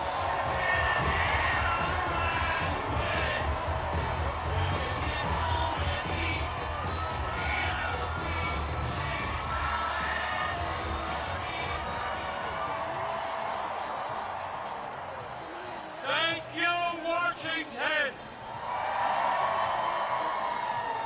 Thank you, indivisible. Thank you to the millions of Americans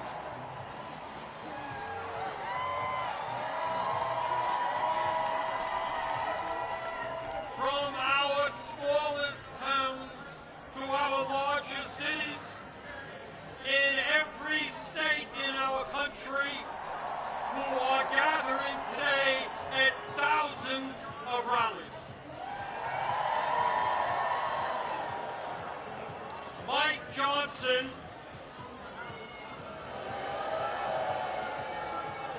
the Republican Speaker of the House, called these rallies Hate America events. Boy, does he have it wrong. Millions of Americans are coming out today not because they hate America, we're here because we love America.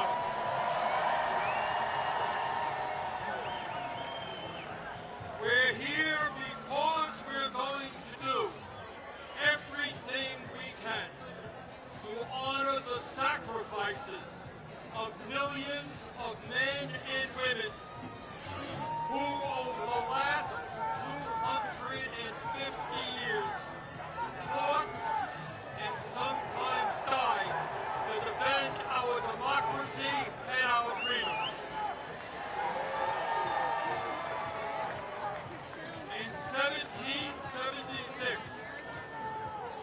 extraordinary courage.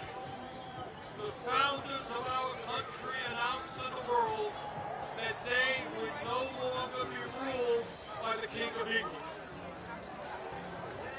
A king who had absolute power over their lives. They demanded freedom. And to bring that about, they fought a bloody war against the British Empire and the most powerful military in the world. Tens of thousands of Americans died in that 8-year war, but our forefathers fought on and they won.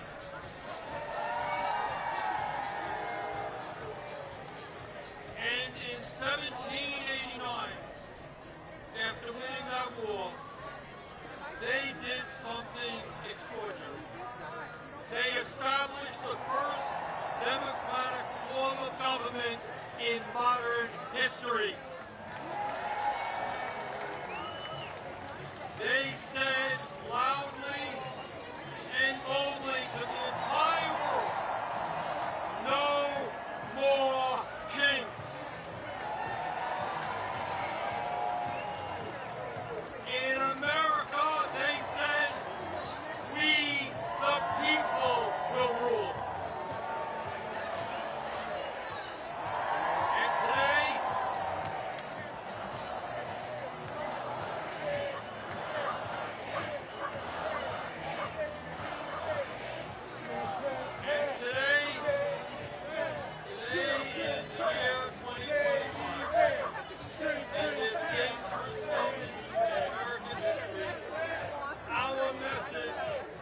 is exactly the same.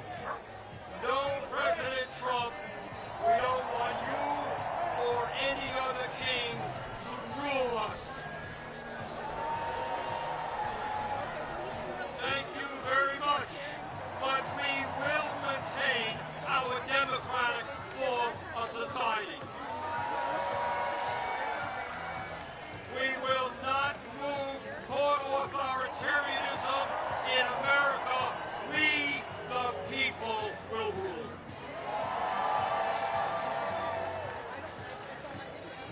When he was sworn in as the nation's first president, George Washington called this attempt at self-government, quote, an experiment entrusted to the hands of the American people.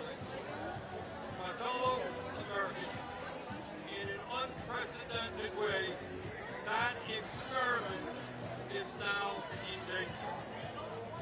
It is in danger when we have a president who wants more and more power in his own hands and in the hands of his fellow oligarchs. It is in danger when we have a president who claims that peaceful protests in Portland, Oregon, or Chicago, Illinois, is an insurrection and calls in the U.S. military.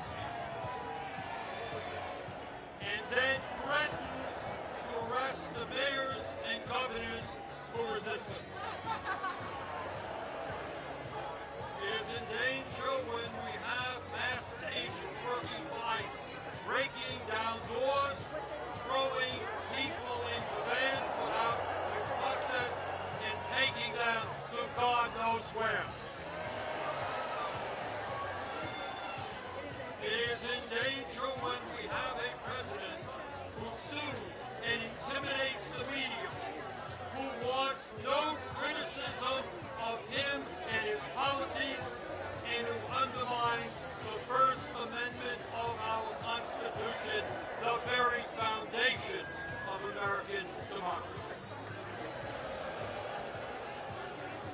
Our country is in danger when we have a president who threatens to arrest or imprison political opponents who stand against them, including the Attorney General of New York State, a sitting U.S. Senator,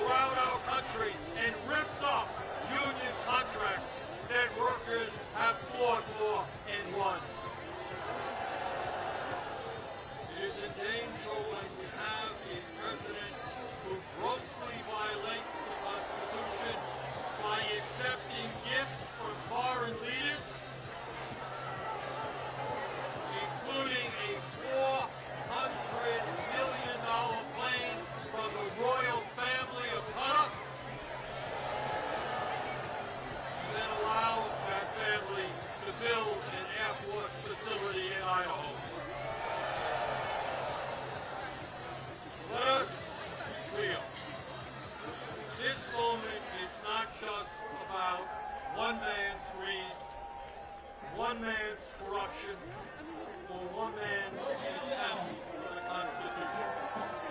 This is about a handful of the wealthiest people on earth who, in their insatiable greed, have hijacked our economy and our political system in order to enrich themselves at the expense of working families throughout this country. Yes, I am talking about Elon Musk, Jeff Bezos, Mark Zuckerberg, and the other multi-billionaires who were sitting right behind Trump when he was inaugurated. Remember that? The very same billionaires who funded his campaign, who have bestowed gifts upon him, and who have seen huge increases in their wealth and power since Trump took office. Yes, I am talking about the insanity of one person, Mr. Musk, owning more wealth than the bottom 52% of American households. I'm talking about the incredible injustice of the top 1% in America now owning more wealth than the bottom 93%. I'm talking about the richest people in America becoming much, much richer, while 60% of our people live paycheck to paycheck, struggling every day to pay their rent and mortgages, pay for child care and education, pay for their health care and prescription drugs, afford decent quality food for their kids, and maybe, just maybe, put aside a few bucks for their retirement.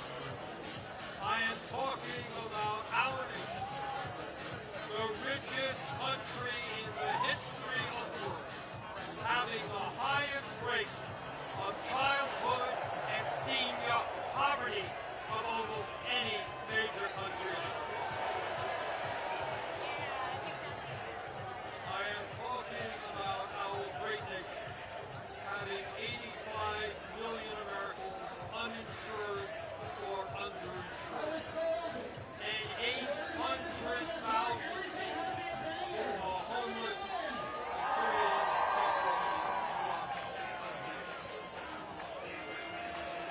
all the while Mr. Musk is on his way to becoming a trillionaire. I'm talking about the incredible danger of the richest people in this country pouring hundreds of millions of dollars into artificial intelligence and robotics, which in the next decade will decimate tens of millions of jobs for the American working class. Talking about a millionaire class who believe that they have the divine right to rule, and who not only want massive tax breaks for themselves, but who reject any form of accountability or checks on their power. My fellow Americans, we rejected the divine right of kings in the 1770s. We will not accept the divine right of oligarchs today.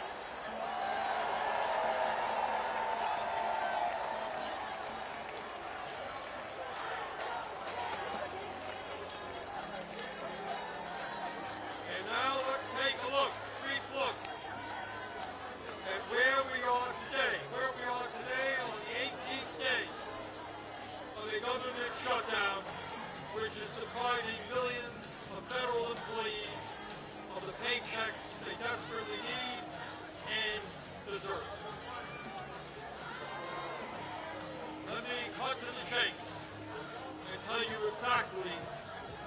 this shutdown is all about. As a result of Trump's big, beautiful, disgraceful bill, which made massive cuts to Medicaid and the Affordable Care Act, 15 million low-income and working-class Americans are going to lose the health they desperately need to stay alive. My friends, studies suggest that when you throw those 15 million people off of the health care they presently have, 50,000 of them will die unnecessarily every single year.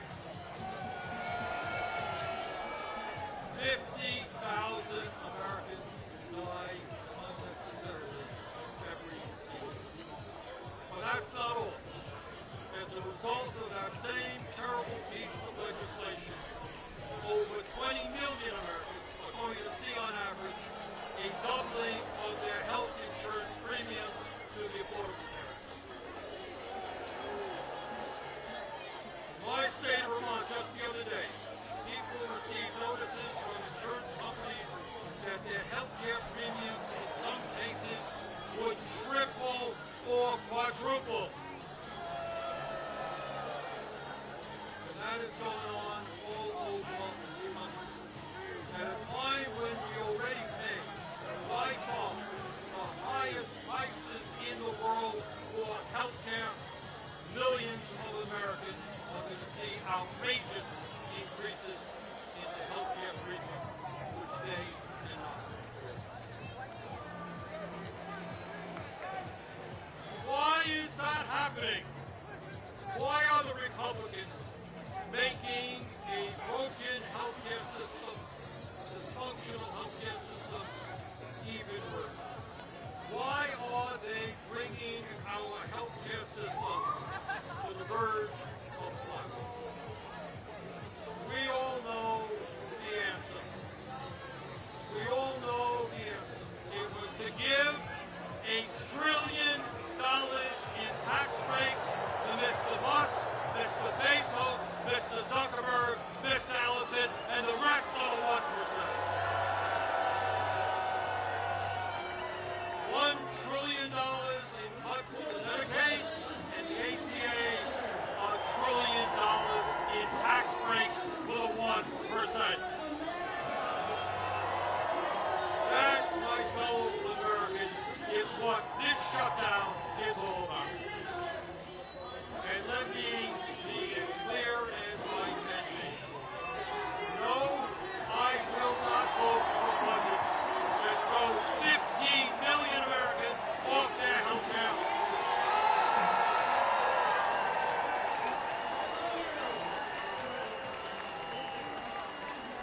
No, I will not vote for a budget that doubles premiums for 20 million Americans. No, I will not vote for a budget that forces nursing homes, rural hospitals, community health centers to lay off staff and close their doors throughout this country. All to give huge tax breaks to the billionaire class.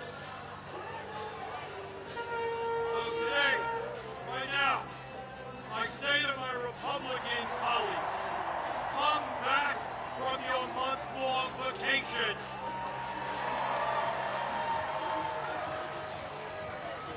Start negotiating and do not allow the American healthcare system to be destroyed. End this shutdown.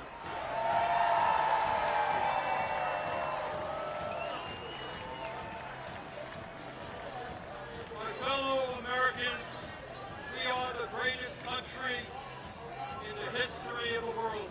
And when we stand together and don't allow demagogues to divide us up, there is nothing that we cannot accomplish.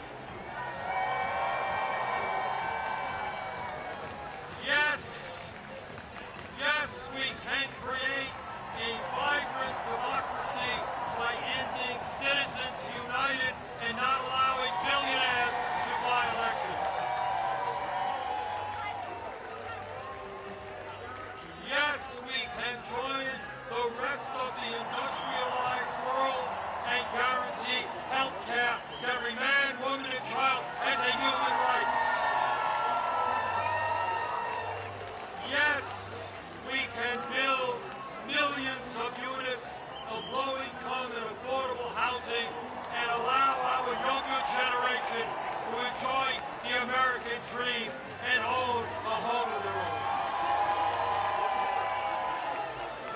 Yes, we can make public colleges and universities tuition-free and have the best child care and public school system in the entire world. Yes, we can expand Social Security so that every senior in our country can retire with dignity. Yes, we can raise the minimum wage to a living wage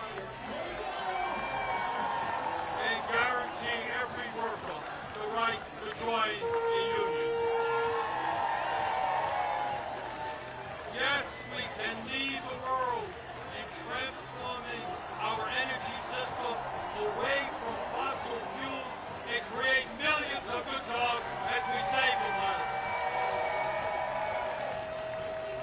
Yes, we can guarantee that every woman in this country has the right to control her own body.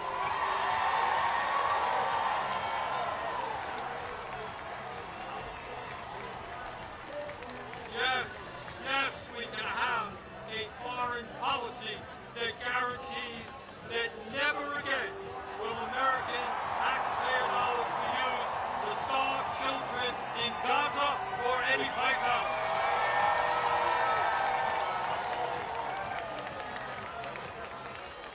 Now let me raise a question that I've been asked over and over again. You know, Bernie, great ideas, but how are you going to pay for them?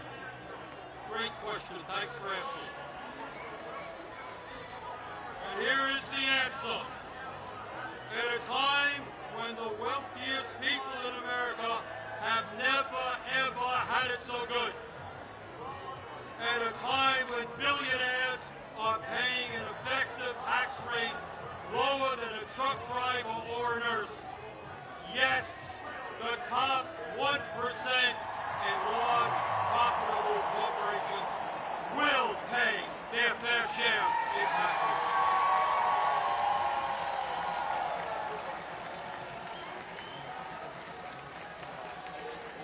My fellow Americans, the establishment, including the corporate media and many of my colleagues in Congress, want you to believe that you are powerless. They want you to believe that you cannot change the status quo. But that is a lie. Throughout the history of our country, when Americans have stood up and fought for justice, they have lived.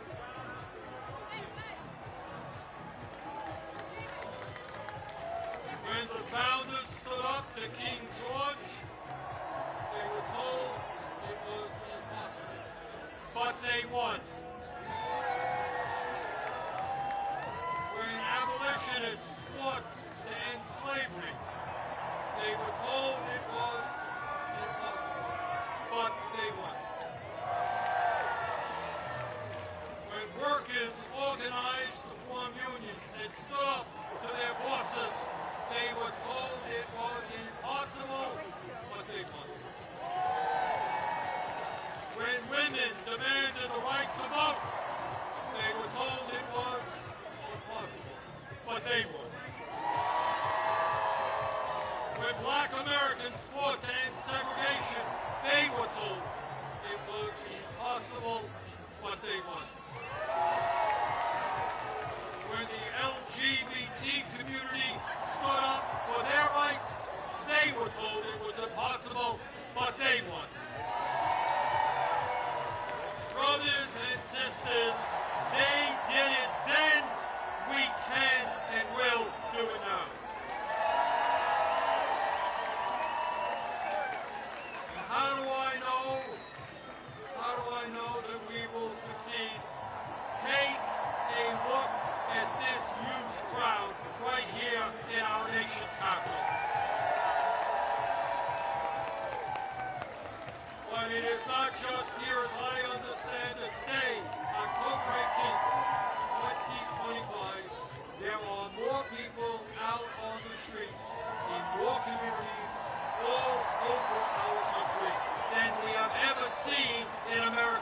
history.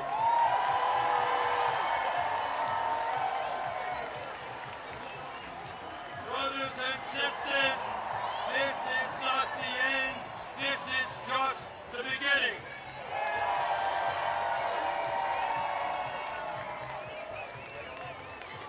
Together, when we stand united, when we don't allow Trump or anybody else to divide us up by the color of our skin or where we were born,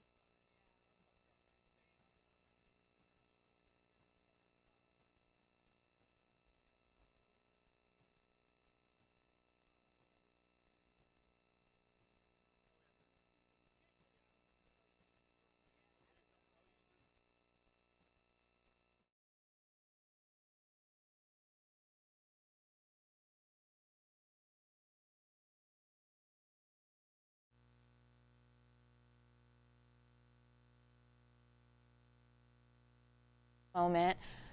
Thank you so much for joining us. You are taking a live look at the No Kings rally that seems to have calmed down a bit. We are not seeing as many people out there. When we say calmed down a bit, some people have moved out of the way after those speeches that we heard. We heard Senator Bernie Sanders talk to the crowds there. We also heard from Bill Nye, the science guy, speaking to folks that took part in the No Kings rally, an event that happened all across the country. And right here at the Capitol, you are seeing a live look there where the crowds have now gone down in size, but thank you so much for joining us. You can download Fox Local on your phone to get the latest updates on the No Kings rally or the forecast as you head out the door and you want to plan out your weekend, a beautiful day outside. Make sure as you head out the door that you are mindful of any traffic restrictions you might encounter because of the rally that took place. But again, we showed you Bernie Sanders making his speech on the stage there, Bill Nye, the science guy, different protesters that were there, and it seemed to be very calm. Nothing major happened, no disruptions there. We also had Fox 5's anchor Chad Ricardo on the scene talking to folks and talking to them about why they wanted to be a part of something like this. Now, folks that were there were touching on many different topics at the Capitol for the No Kings rally, some saying that they wanted to take a stand against the current administration, while others saying that they wanted to show their support for federal workers that have been laid off and furloughed and are left in limbo. Others talking about the war in Gaza and what's going on in the Middle East. So many different topics were touched upon, and we saw people with their posters with American flags, the Palestine flags, and we had a crew there talking to the folks as well. Thank you again for joining us, and you can always watch us on Fox Local. Make sure you download that on your smartphone for the latest on the top stories in the DMV area and for your forecast. Have a great weekend.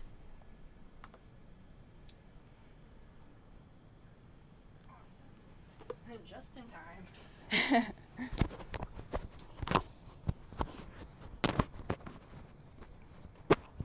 I thought it would go longer than